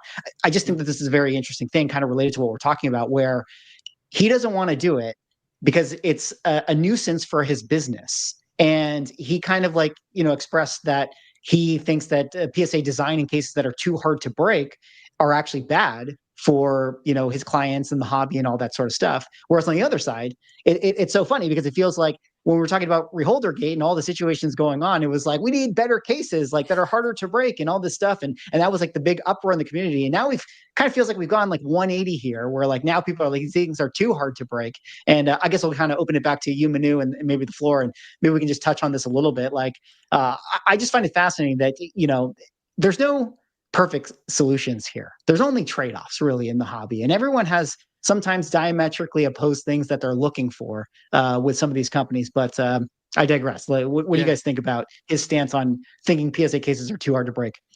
So shout out Ron. Shout out Ron. We did have, at first when he was talking to me about it, I found it humorous, because of everything that you just said. It's like, I love that the cases are they're actually impossible to get into without completely destroying them, right? And so you cannot put them back together, which is what we've just illustrated here. Is the problem is you could kind of tamper with the case, open it, and put it back together. And if you don't know what you're looking for, you're going to get sold something swapped out. Well, with the PSA comic book case, that is not a possibility. So I love that about it. But when Ron reached out to me, he said, Manu, do you know, like we were just talking about opening the cases, and I said, what was your experience? And he goes, man, it's just far too difficult. The amount of money that I request, he has like an intake form, right, that you would fill out, and you would let him know what services you want him to provide. So his clients would fill these forms out. And from what he told me, in the CGC CPR section, meaning you're going to submit a slab, he's going to crack it out, press and clean it. He charges $5 to crack out a CGC slab. And he said, man, I wouldn't even do these PSA slabs. And I'm speaking, about a conversation we had in private, but I think this is okay for me to discuss because, again, I found it comedic until we had a serious conversation about it. And he said, I wouldn't even do this for $50. I'd probably have to charge more. It takes a lot of time and a lot of effort. And I thought, but that's a good thing. And he said, well, not, for the services that my clients want. They love regrading books, right? And so what he went ahead and said to me is that he had spoken to some of his clients and said, if you're going to submit to PSA, if you disagree with the grade, it's just going to have to stay in there, right? Because it's really difficult to get this thing out. And I was you could just say like, you've got to crack it out yourself. Hey, someone else said that to me too. Yeah, that's true. What was it? No, someone else actually suggested that as well. Like, just tell the client to crack it out and send it. And so, but what it inspired me to do, because he's not the only one cracking PSA slabs, and PSA cracks PSA slabs, and it inspired me and to reach CGC out. cracks them. Like we know, and I want to know. I want to see a video of them cracking that one out because they didn't show it. That little bit in that video where they're lifting a thing, I don't even know if that's the PSA slab that they're putting in there for a quarter of a second being lifted. But I did speak to some folks over at PSA, and they were very kind to provide a bit of a step-by-step, not something that I'll be sharing publicly at this point, but I definitely wanted to communicate this back to Ron so that Ron could possibly try a couple of different things to make it easier for himself. And we just recently had a conversation after this conversation that we're discussing, and I communicated to him what an individual in that department at PSA had communicated to me, and Ron grabbed a tool that was suggested, and he's going to see if it's actually easier than it was the first few times, because I personally would love for things to get to a place where the pressers are not refusing PSA slabs, because of course people do want to crack out slabs. I get it. But the security of the case for a collector that is satisfied with their item and doesn't have a reason to crack it out, well, that's a huge plus. So tying it back to what you said, and I want to ask Neo and Ryan their opinion, just like you said, Swag, is like, what's more important? Like, there's no perfect, but which one might be more important? The difficulty in cracking it out or the ease for the sake of people that want to resubmit? I mean, to me, it doesn't have to be mutually exclusive. It just has to be that it's obvious that it was cracked. Like to me, that's what it comes down to. So it's like if you could make a slab that is easy to crack open, but it is blatantly obvious when it is cracked open, that serves the same purpose. If you can't do that, like if they're completely exclusive, then I would say the PSA slab would be the preferred option. I would rather have it be the way that it is obvious that it's broken. Can I I say, agree. Ryan, though, like let me touch on that though, because that's the whole like tamper-proof, tamper-evident situation, Mhm. where it's like, but doesn't that kind of bring us back to what we were previously saying, where like now I have to be able to look and identify, oh, this case has been tampered with. Oh, I see this little crack here. Like, I understand if you're saying like obviously there's a massive crack in it, like, oh, it's okay, it's obvious. But like, what if it is just like, I heat gunned the corner and I just lifted it and then slid it out and did Well, the then whole it's thing. not And then it's yeah, not like, tamper proof, right? Like if you can do what the swap gate person was doing, that is not a tamper proof slab. No. You Yeah. know, like that right. fails that But test. weren't you, sorry, maybe I misunderstood, but weren't you saying that like tamper evident is okay? Well, but that's why I said it has to be obvious, and it's like something like that Okay. where you're having to be able to inspect and look for like glue, or like, or like where somebody has cleaned up like a crack or something like that. That doesn't count. It's got to be something like, to me, it's like tamper obvious would be whether it's like a sticker along the side that breaks and you can't replace it, or like things like that. But whatever it is, like it's something that has to be very clear to just anybody that goes in and sees this, that something is wrong here. And if that's broken, then the only option you have, if you want to sell it, is to send it back into CGC to get reholdered, or whoever to get reholdered. Yeah.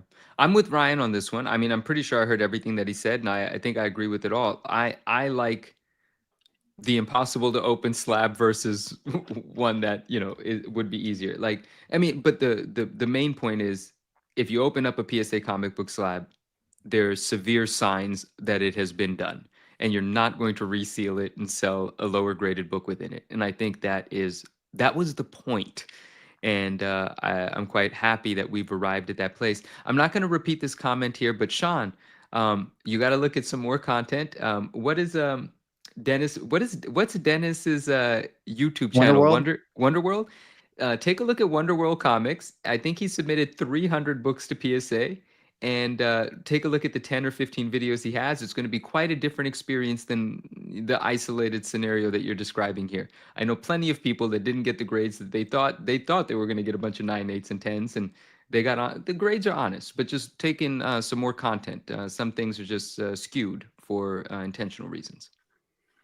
Yeah, no, I mean, and I didn't see what his comment was, but I can kind of guess based on that conversation. Yeah. From what I've seen, I feel like the grading has been fair, and I never really hold companies to the 9, 9, 10 type grade. Like that isn't the company to me. It's like that is the fringe. If you want to deal with 9, 9s and 10s, so be it. They're fun to talk about, but it's fringe on the collecting side. It's fringe on the grading side.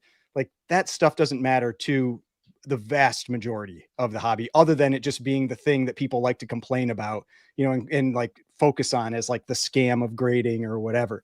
Like the stuff that matters is like, what does an 8 look like? What does a 9.2 look like? What does a 5.5 look like? And from what I've seen with those, they seem fair. It's like I've said, like CGC, CBCS, and now PSA, they're all in the same ballpark. They do have differences, like in certain areas. Like I've said, like CBCS absolutely grades easier on the low end.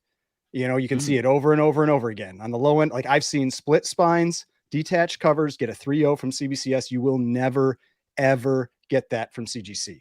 And so it's like, you've got to know some of those things, but for the most part, I see very, very, very similar grading across the board. Plus PSA, Bob, they have, any last words what I've on seen, tamper-proof cases? their graders notes are so detailed. It would be so hard for them to be super wild on the grade. Right now, PSA absolutely has the best graders notes. I mean, CBCS is close, but PSA seems to be the best detail, then CBCS, and then CGC is like, they're quite a ways down from either of those. Regarding big the case shill, stuff, I big agree shill with Ryan right there. I agree with Ryan. I'm supposed to be shilling for CGC, but like, yeah, their graders notes are the worst of the three. There's no question on that. I'm just going to say, regarding the case stuff, I agree with Ryan Manu. Like, we should want something that's more difficult to get into. You should be able to get into it if you really have to, but it should show clear signs that you can't. I mean, like literally go back wasn't it a year ago when the Swapgate thing happened, like almost to the day? Wasn't that late? Wasn't that December? 2 When that all years went ago, down? It was maybe 2 to the years day. ago. Yeah, 2 years ago. 2 years So now. 2 years ago, we were all sitting on a live stream complaining about, oh my God, it's so easy to get into these cases. And now here we are 2 years later. Oh, it's too hard to get into these cases is kind of comical. It is. I It mean, is a little the other comical. problem though with it being too hard to get into them is it like it gives more ammunition to the never slabbers where they're like, oh, it's in its plastic tomb, you know. I don't need to hear that. Like that's at least one nice thing with the like CGC type cases is You like you can can crack free those it if things you open want. instantly, you know, if you want them out there. And so there's no Yeah. reason to complain about Well, that. But yeah, I wonder Yeah. how much of it is though that people just haven't cracked the code yet on it and just come up with the slabs really haven't been in the wild that long. Correct. Like people will figure out like an efficient way to do it, and then information will get passed around. it might be because- maybe you need like a sharpened down screwdriver, so you actually Yeah, have like you a just much need, like, a tighter certain tip different or set of something like tools. that. I mean, it may be something simple. Well, like I know that. exactly what you need. I just didn't want to say it publicly. I didn't know if that's what I was supposed to do. But yeah, there's stuff. You know, it's still going to ruin the slab, but that's the point. But it's going to make it easier Yeah. to open it. You don't have to just fumble around with 15 different tools because you don't know the specific one to be, Well, like using. I mean, like card cracking. I mean, until more recently, where it seems like maybe it's gotten a little easier. Like people would use those like tile clippers, you know, and that absolutely just destroys the slab. And maybe it's something similar that they're recommending for PSA comic slabs. Yeah, maybe, yeah.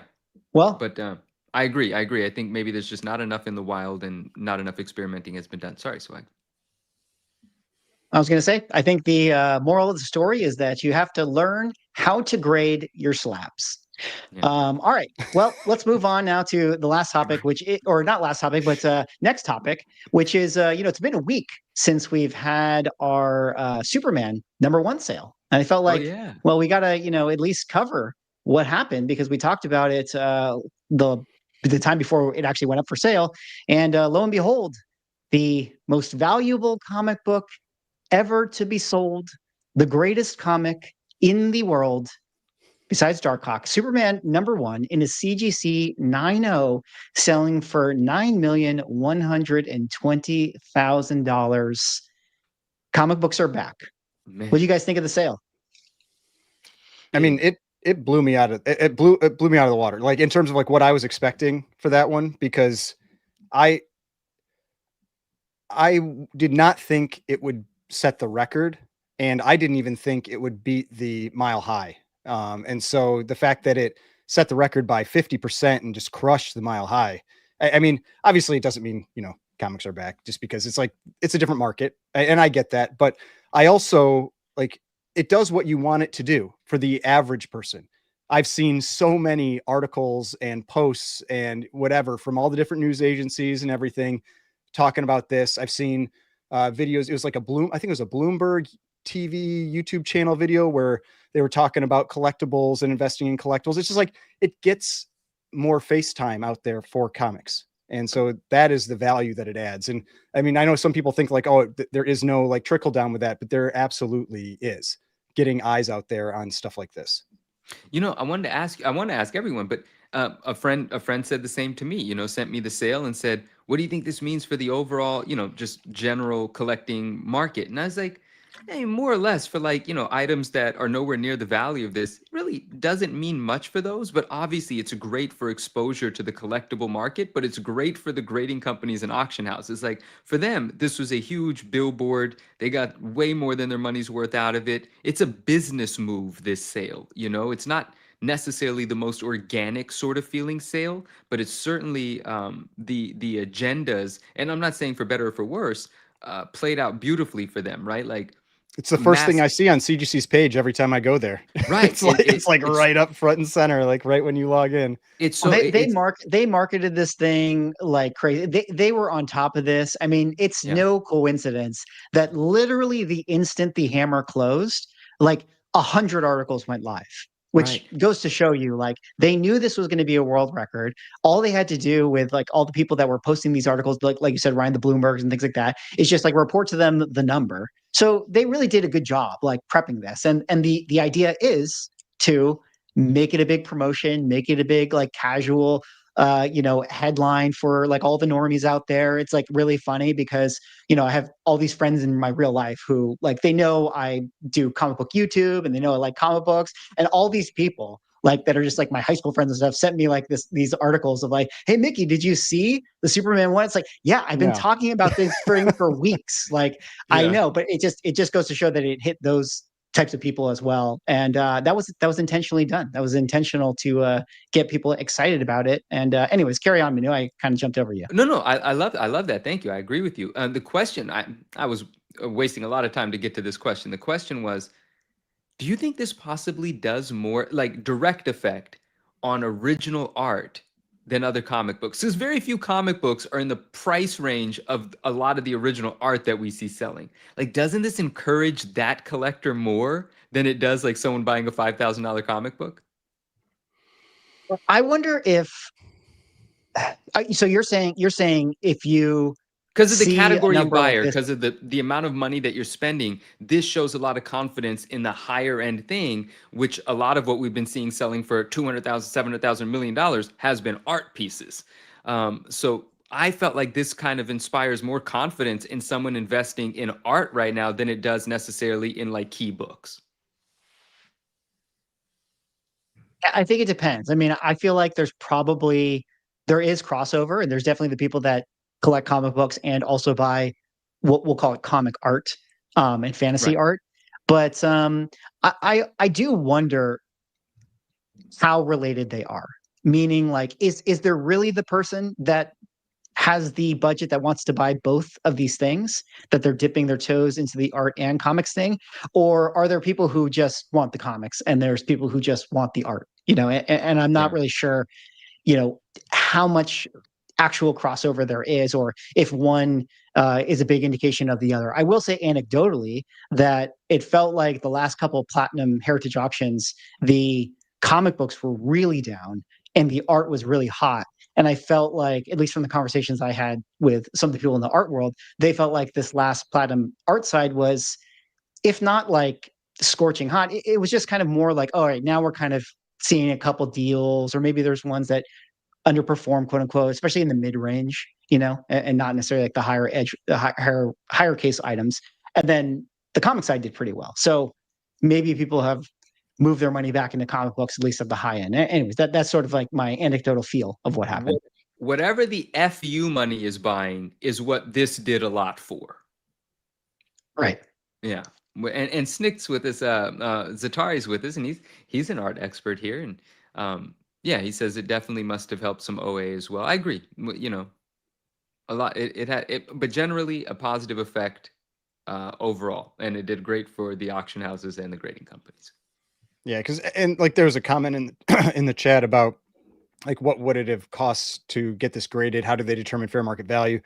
I mean, I can almost guarantee you CGC did not. I mean, we don't have any like real visibility into that, but I can almost guarantee you CGC did not charge them as a like $9 million book, but they probably charged it as a $5 or $6 million book, because there's that $5.3 million 8.0 sale out there as a reference point.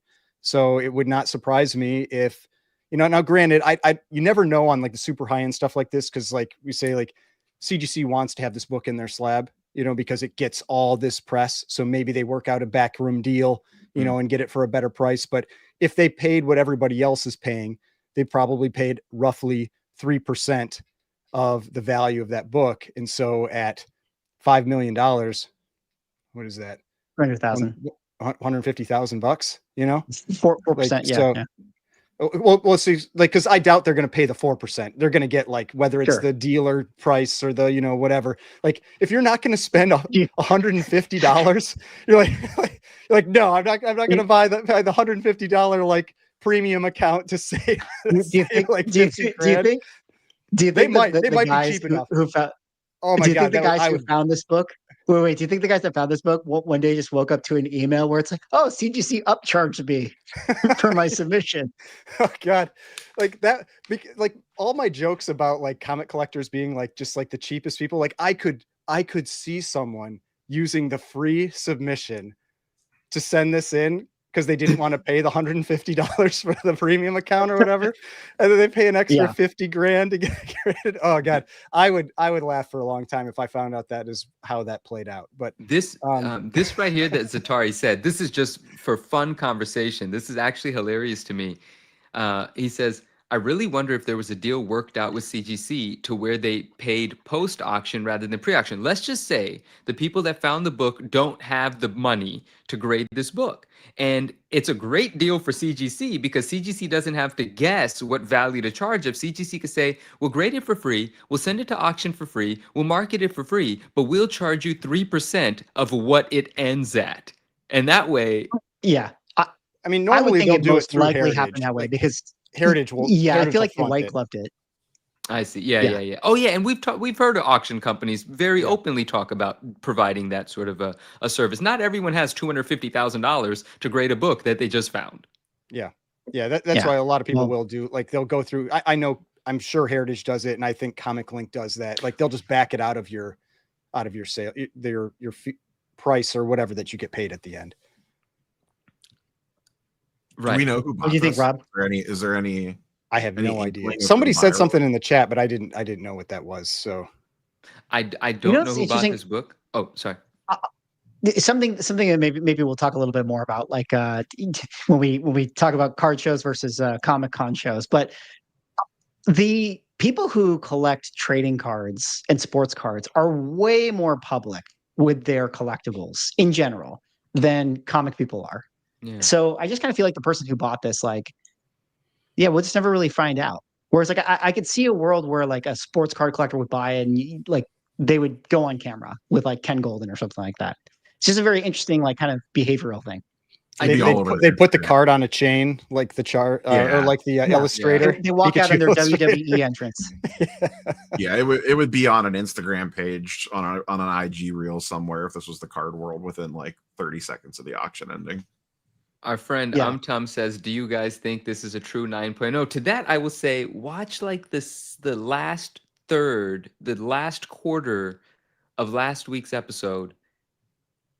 There's some interesting stuff in there. That's how I want to answer that one. But if you don't know where, just DM me. I'll send you a link to that portion of it. And great pickup on that, because speaking of last episode, there is something that we did find out about the Fantast book. Yeah. Which, if you guys remember, in the last episode, we did talk about the Fantast Superman. Shout out to them and their collection. If you guys know that story, you can kind of check out the documentary Selling Superman. But there was a post that Darren had made that was talking about how he had heard from Matt Nelson that maybe his book was going to be getting a bump. And we kind of called it out a little bit as being like, wait a minute, how could there be conversation of his book getting a bump and all that? But for the record, we heard from Matt Nelson, and he corrected that and let me know, and also Manu know, that definitely that is not what he said at all. And he himself was like, Darren, what do you can't say that. Like that makes me look so bad. Like, what the hell was that? So he himself knew the optics of that post. So it was a mistake on Darren's part. Clarification. Yeah. There was no what do you call it? Like a smoke-filled room conversation about getting a free point on his Superman 1. So we'll see. I think that Darren is still going to send it in to see if he can get clean pressed and bumped, but we'll see if that ends up actually happening. Yeah, but that's the more appropriate sentiment, right? Like, it's going in to get clean press and bump to see if there's something to be considered for. He showed it to Matt to see if there was something to be considered for. But like I told Matt, I was like, Matt, I know you're not out door knocking, telling people that there's, bumps in their book, bring books back. And so we will definitely take a moment to clear that up. And it's funny because you and I have talked about this now. Darren did edit his caption, but when we pulled up his post, we didn't know he had edited his caption. So I was going off of memory what the post had previously said, what all of us and everyone in the community reacted to days prior, right? But already Darren had edited the post. But yeah, good. Nice to bring that up. I'm glad that we remembered to do that. And shout out Matt. It's fun talking to Matt Nelson. Good guy. Well, crazy to see the Superman one doing really, really well. We'll see if it brings the casuals to the yard, because we're going to need casuals to the yard for Ryan to stop being such a big hater and just constantly posting, the downfall that is Ultimate Fallout 4 Djurjevic variant. I still Ryan, wouldn't have bought it you at know, that price. some people just want to watch the world burn. This Yeah. guy never misses an opportunity to shame post this book as it finds its way to Zero Town. What do you have to say for yourself, Ryan, and all the UF4 Djurjevic variant holders out there? I mean, I said I called it. I don't know. Like, I mean, but it's not that I don't have anything against the book. You know, it's just like it's one of those books that like this was the whole thing with the whole comic boom period. Is that I remember my older brother described it really well to me when it was happening, and he had said the collecting community can't look in all directions at the same time. And so what you saw was like different books spiking over that like period of about 2 years. And this just happened to be one of the last ones. And so this one spiked pretty late and maintained a little longer. And it's just because like as people like went through, like one of the first ones to go up was like TMNT. Like those were like kind of like late 2020, you started seeing TMNT books starting to climb.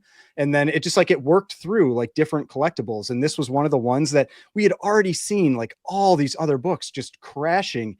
And you're just like, why are people still paying 40 grand, you know, for this book? And so Yeah. it's just like, it was calling out what we were seeing in other books and that you should basically expect this to happen in this one.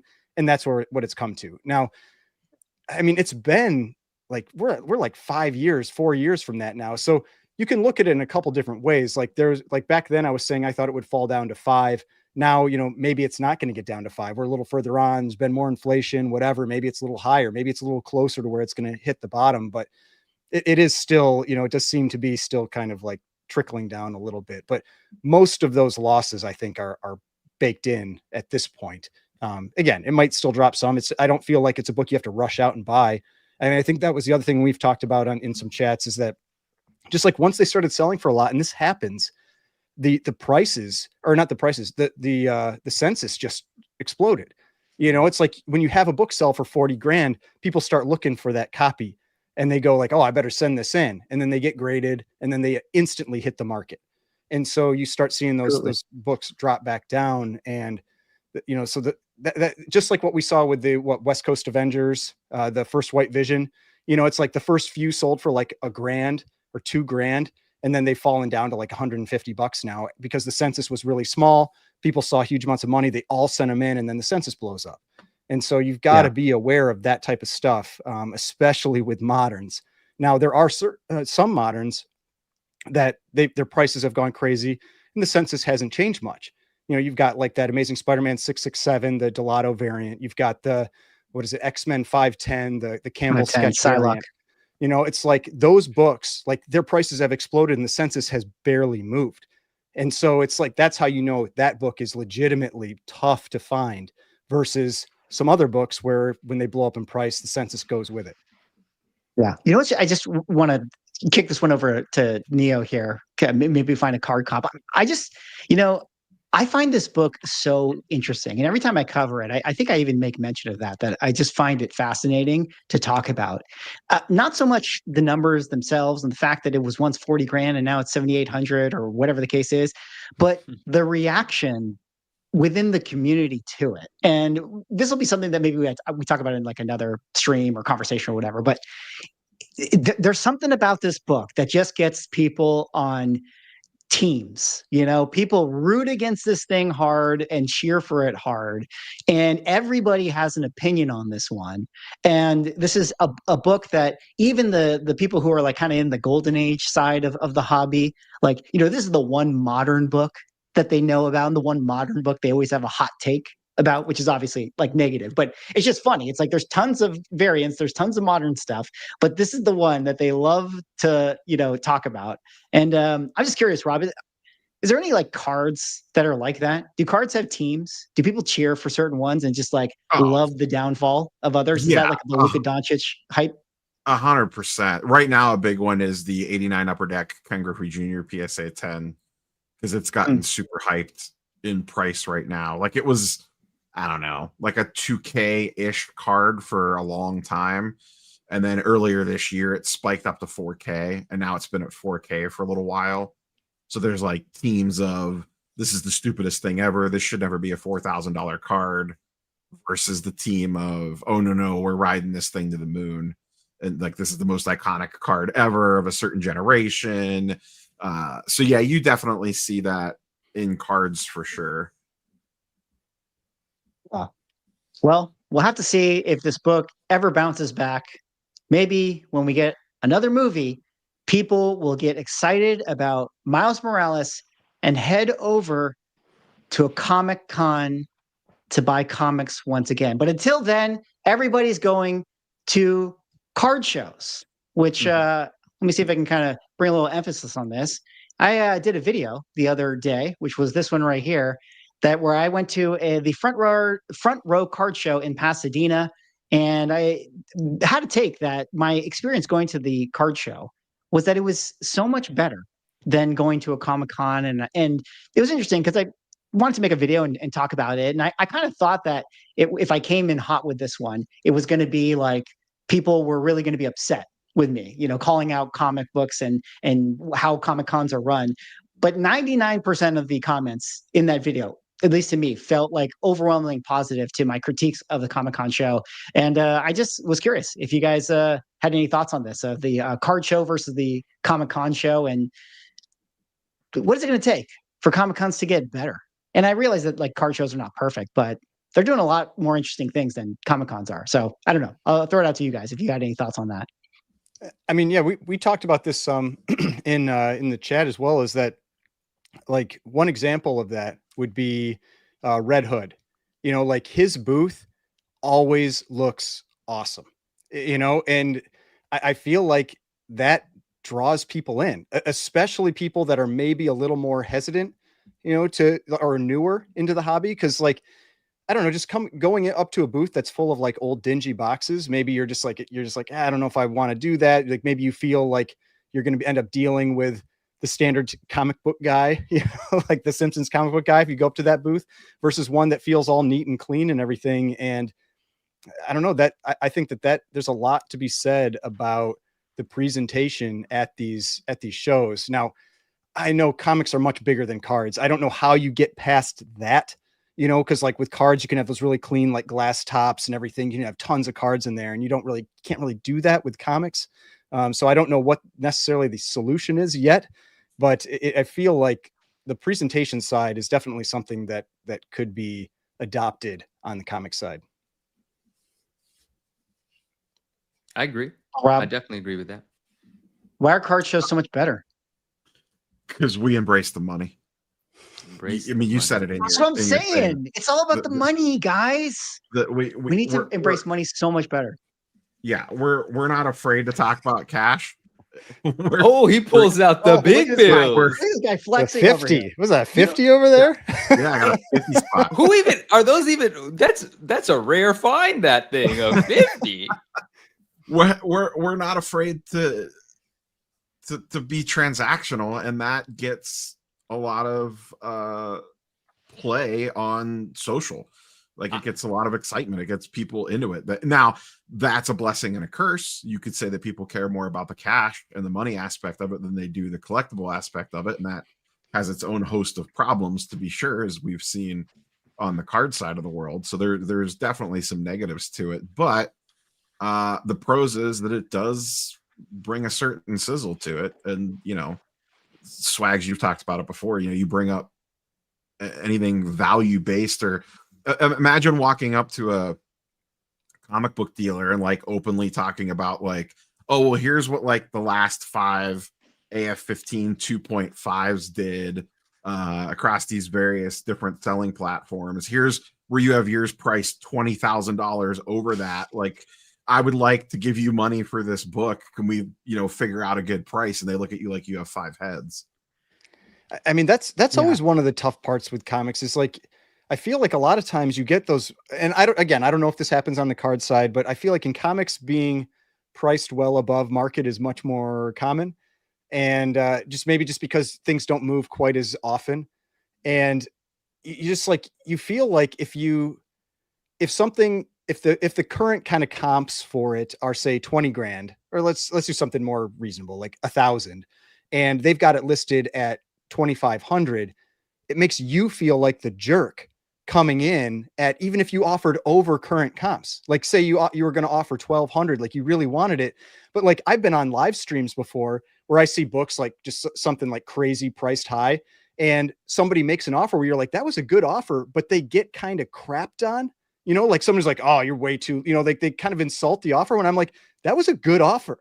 Yeah, You know? I know So exactly like, what you're I talking feel like about. that kind of thing happens a little too often on the comic side. I've been thinking about this because I didn't know exactly what you meant, because I've heard you say it so many times and it never connected for me, possibly because of, you know, the dynamic that I have with the people that I speak to most often. But, you know, I often hear you say, if you talk about money, you're going to get some, you know, some negative comments, so on and so forth. That hasn't been my experience, right? And so I always wondered, like, what does he mean? I talk about the money and the stuff all the time. I talk about how much is this worth? How much did I sell it for? This is what this sold for. And but then something Neo just said made it click for me. Well, I think it was a combination because Derek in the chat said, I need room, bro. Meaning like I need a little bit of room on that. I can't buy that for that price. And that in the comic book world, when you say something like that to your traditional dealer, they're so disgusted by that. And in the card world, they totally understand it. And in the comic book world, there's this other thing which I'm not a fan of, is I only want to sell this to a collector. Well, what do you care what someone does with it if you get the amount of money? Listen, I'm probably going to get beat up just for saying it. Comic book guys are going to attack me. But at the end of the day, I've never been that person like, are you looking to buy this to resell it, or are you going to keep it? I really don't give a shit. If I get the amount of money that I want for it, I don't care. In fact, the way that I am is I love the business side of things. I like hustling. I like the entrepreneurial side. So if someone comes to me and says, "Yo, they want to resell it later," I'm actually really empathetic towards that. That makes me want to discount it. You know, I want you to have a margin. Yeah. You're buying from me and you're going to make some money later. I fucking love that. Who doesn't like that? That's crazy to me. And in the card side of thing, everyone realizes that. They don't give a shit if you're buying it to hold it. They assume you're going to resell it. And in the comic book space, it's kind of the opposite. So that just found some clarity from me through this conversation. So thank you guys for having that conversation. And additionally, another thought that occurs to me is that maybe it's because also part of it is comic books is so much smaller in terms of content and everything than cards, like on the grand scale of cards, it's, you know, sports cards and TCG. So maybe just the sheer volume of content and transactional content that's out there has normalized that conversation in a way that in the comic book space, rather than transactional content, what you see is unboxings. You know, like you just see a bunch of damn unboxings. That's all you ever really see. And so it hasn't been normalized. It hasn't been put out there that much. Anyway, just wanted to throw some of what just happened in my head, and I appreciate it. And Sammy from Skeleton Keys with us, shout out. She said she's kind of here for the tea, the dirt, and she feels a little like, you know, I forgot the word she used, like dirty because of that. But you missed a bunch of it, so watch it back because we definitely put a lot of stuff out there. Well, I mean, in terms of the like the content that's out there for it, I mean, there's one channel that definitely films their content. That's the Comic Den. I know they film their shows, but there are not enough dealers that do that, and maybe it's just because of the age demographic. Yeah, it's probably a big part of it, you know. But I know Mickey pointed this out. But there's a number of channels I already watch on YouTube that do this. It's like everybody is streaming their shows, you know, or they're making videos or whatever. And I mean, there's a couple good reasons for that. One of them is that it expands your audience. I know a lot of them, they'll make deals because of that, because somebody will reach out to them on socials, but you also like, you make money. Like some of these channels are huge on YouTube, like Bulbasaur. Like that's one of the ones I watch. I'm pretty sure that's new. Like he was like the first one, I think, in the comic in the TCG space that started streaming his shows. And a lot of people have, I think a lot of the copies came from him. And like he gets tens or hundreds of thousands of views. That's a pretty big income stream. And so like, that's another reason why those places do that. It's like, it's a big income stream to do that. And maybe if comic dealers understood that they could have this additional like income stream just by setting up a GoPro on the corner of their booth and running it during the show, like they might start doing it. I just think like maybe, you know, some people just, they don't have that knowledge that this is just another thing where you could just like, you don't have to hardly do anything and you instantly add another, you know, revenue stream to your business. And it also just like, yeah, like it's, I don't know what it is, but it's, I think it's just like relaxing, like watching those. I just generally enjoy watching those, those interactions and watching those sales. And if there was more comic stuff doing that, I'd watch those too. Like, I feel like there's some channels out there that could easily do that. I feel like Very Gary is one of the channels that could probably do that, given the shows he does and his content and everything. But yeah, I would definitely like to see more out there like that. I mean, if I sold at shows, I would do it. Like, I would see no reason not to. Yo, could you imagine if Rob, man behind the red hood, started doing a YouTube? I would be watching that all the time. The amount of stuff he has, he's everywhere. He's a personality that I love in general. And like, oh, that would be crazy if he started to do it.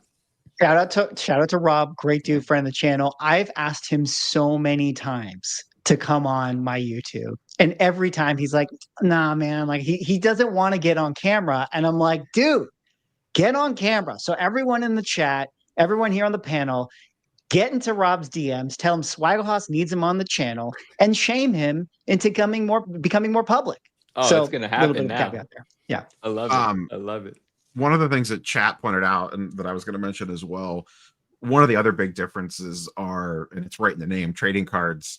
Like in the card space, trading is so normalized of, like I bring whatever it is. And you talked about this in your video, Swag. Hey man, I'd like to get into this. I'll offer you this plus cash, or can we work something out here? And so there's a whole aspect of moving off inventory that you don't want to dealers in addition with cash, or maybe you're trading and getting books back and cash from the dealer, depending on which way you're going there. And I think that adds a little extra oomph to a card show. And then the other thing too, along the same lines is, and you don't get this at like your average local show, but like a larger size show, like the National or Fanatics Fest, or even like the bigger regional card shows like Philly or Chantilly, the show ends, and at a card show, you go get dinner and then you come back for a trade night. And there's like a whole other show after a show between just basically attendees. And Comic Cons aren't, I mean, I've been to New York Comic Con, I've been to Heroes Con. The show ends and that's it. That's the end of the show at 6 p.m. and everyone's gone for the day. At a card show, that would be unheard of. Like the Dallas Card Show is basically a 24/7 trade fest in the lobby outside of the actual show itself once the show ends. So it's almost like a 24/7 event when you go to these larger card shows, and you don't see that in the comic book space at all. And that's fun. It is interesting though, because a lot of the big dealers, like, I mean, we see this watching, people's posts and all that kind of thing. Like a lot of them, I think they make a lot of their money in trades. It's like they ultimately have to sell some stuff, but the way they get their margins is trades. And that's why, like, a lot of, like, we always joke about the really high end books, like always going to dealers, like dealers keep buying them. And I think one of the big reasons they do it is because they get this big book that somebody else doesn't have the cash up front to get. And then they post it up, and it might take them 6 months or 8 months or whatever, but they, say it's $100,000 book, they get an offer for $150,000 in trade. Now they've got $150,000 in inventory for the $100,000 that they spent, and they're back in the black, and it's like, and I think, like, so it is very common, especially on the high end. I don't know as much on the, like kind of like the lower end, but yeah, I mean, I see all kinds of big trades out there getting posted about. And so it's, I think, a lot of it too in cards on the trade front, from what I've seen versus comics, are people are more reasonable on like trade value versus actual value. So like that same deal that you just proposed, like you would need 150K in inventory to get a 100K book. In cards, that would probably be a lot closer, those two numbers tighter together. Yeah. And that was one of the other things I wanted to comment on. I feel like that's part of the reason why cards end up being so much, maybe it's like entertaining to watch, is that the card market moves so much faster than the comic market. If you aren't moving stuff fast, you're screwed. Like you could be sitting on, a huge loss, like real easily, if you aren't turning over like almost all your inventory every show. I feel like I see that in a lot of these, like they're turning over so much inventory every single show, because if they don't, you're going to get wrecked. Yeah. And that's the nature of the sports, particularly because you have events, you have a football game that happens every Sunday that could drastically shift the value of a card. like that. If a guy goes out and tears his ACL, you could have a 50% loss in the blink of an eye to no fault of your own. Comics, you're not going to have that as much. It's a much slower moving market. But yeah, most card dealers that are doing it full time, they're just grinding out 5%. They're not trying to get into a book at a good price and then hold it for 8 months until a new movie trailer drops. Right. They're just getting into it for 95,000 and selling it for 100,000, or getting into it for $90 and selling it for $100. And they're just repeating that over and over and over again as quickly as they can. Oh yeah, I'm sure a lot of there's another comic channel I watch saying, where that I feel like that's what you see, that because like they'll buy at maybe like 80%, and then they're almost never getting full comp when they sell it. Like they're almost never getting 100%. They're taking like 90 or 95%. So they're only making like $10 or $15 on a card and whatever, but they do it enough times, and you know that's their living. Yeah. And something to that, you know. Go ahead, Rob. Go ahead. I was going to say, we've talked about this before. The other advantage that cards has is the repack volume is insane, and you have those buyers that are just willing to spend the money to feed the repack machine. And comics has kind of only just touched that iceberg. They haven't really that hasn't gone as mainstream yet. But that almost builds in a floor on a lot of card values, because the dealer knows that they could just go sell it to a repack buyer for 90%. That's just going to gobble it all up. I've been watching a lot of people opening Courtyard IO and the PSA, like the GameStop packs. That's been a thing that I've been seeing a lot of posted on YouTube recently, is like just like 15-minute videos of people opening like $1,000 in packs or whatever, you know, a bunch of $100 packs. And I don't know, like that's definitely getting a push lately on the socials.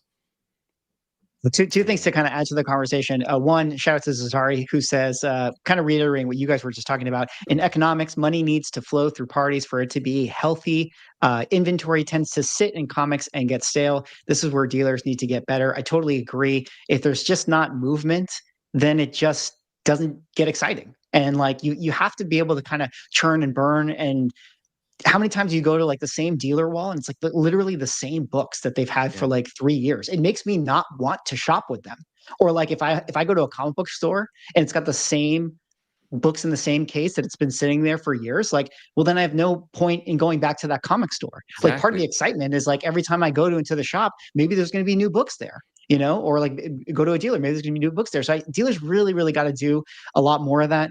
And then number two, I thought that this was a really interesting comment that somebody left on my video, and I'm going to paraphrase. I kind of can't remember totally what they said, but it was something to the effect of like, for the longest time, dealers were kind of people that ran LCSs, and they were sort of the kings of their own castle and kind of just siloed to their local market.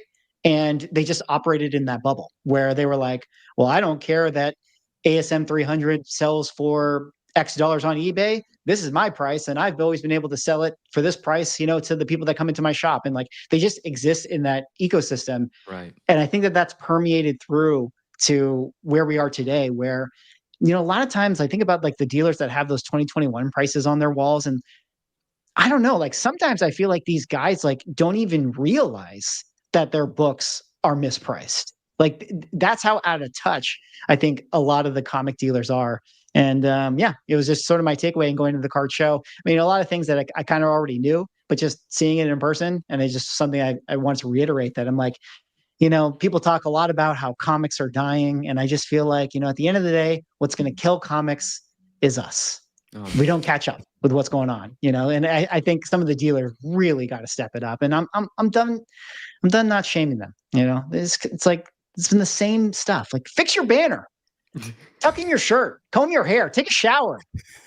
Damn. So I mean, look at your experience when you had a similar thoughts when you went to Burbank to the card right. shop. You know, when you went to Burbank, the shop, like you were like blown away of like, wait, this is how it could actually look like if things are done right. Now, Burbank, even in the card world, is an outlier. They are that was like a super high end fancy shop, wasn't it? Like, yeah, they're one of the best they're probably the best in the entire sports card world, but still compare that to whatever the number one comic book store is in the States, and it's probably not even remotely close. Yeah, you know, that's interesting, because there is a charm to some degree of going into like that old dusty, you know, comic shop that's got boxes everywhere and all that, you know, sort of thing, and kind of takes you back to, you know, shops that were in the 80s, and that's all well and good, but like it's 2025. Like, how is it acceptable that you like walk into a shop and there's just like boxes stacked everywhere and you can't even like look around? And like, how many times have you like gone into a comic book store where like there's just like unpriced inventory that's just stacked everywhere? And I'm like, oh, so can I like dig in this box? They're like, and they're like, oh no, none of that is. You can't look at that stuff. I'm like, okay, like why? Yeah. Why do you even have it here? Like, what is this? Like, how is this a business? You know? And it's just so many things that just make me scratch my head. Yeah. Uh,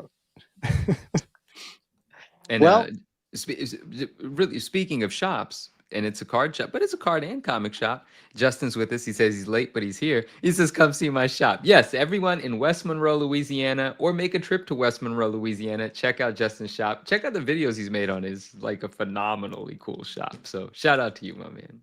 So shout out to Justin, sponsor of the Ungraded That's Truth right. podcast. One of the people that sent a super chat, which we really, really appreciate. Congrats to him with his store. By the way, you know, I know we talk a lot about people buying up pack rips and stuff, and Manu doesn't like them, but don't listen to him because we are totally open to getting big shill money here on the Ungraded Truth podcast. But I'm just kidding, guys. Gentlemen, I think with that, you know, we've been going about 2 hours. We had another great show. Really quick, just to let everybody know, the last penny, someone might pay $5 million ever. You know what sucks about that? They should have totally just Willy Wonka that thing. Just printed these pennies and throw just it like out put there. them, just Oh, throw it that'd have out been in the awesome. market and just have someone Crazy just like hunt. randomly discover it. That would be Yeah. so cool. If you guys don't know that they're discontinuing the penny, and there's 5 pennies, I believe, that they have a little watermark, an omega symbol on it. And so like everyone is saying like, oh, this is the last penny ever made. Everyone's going to buy it. But unfortunately, they're just going to auction it, which is totally lame. But how cool would that have been if there was like a golden ticket penny situation? But anyways, keep your eye out for a penny in your pocket. You might get rich.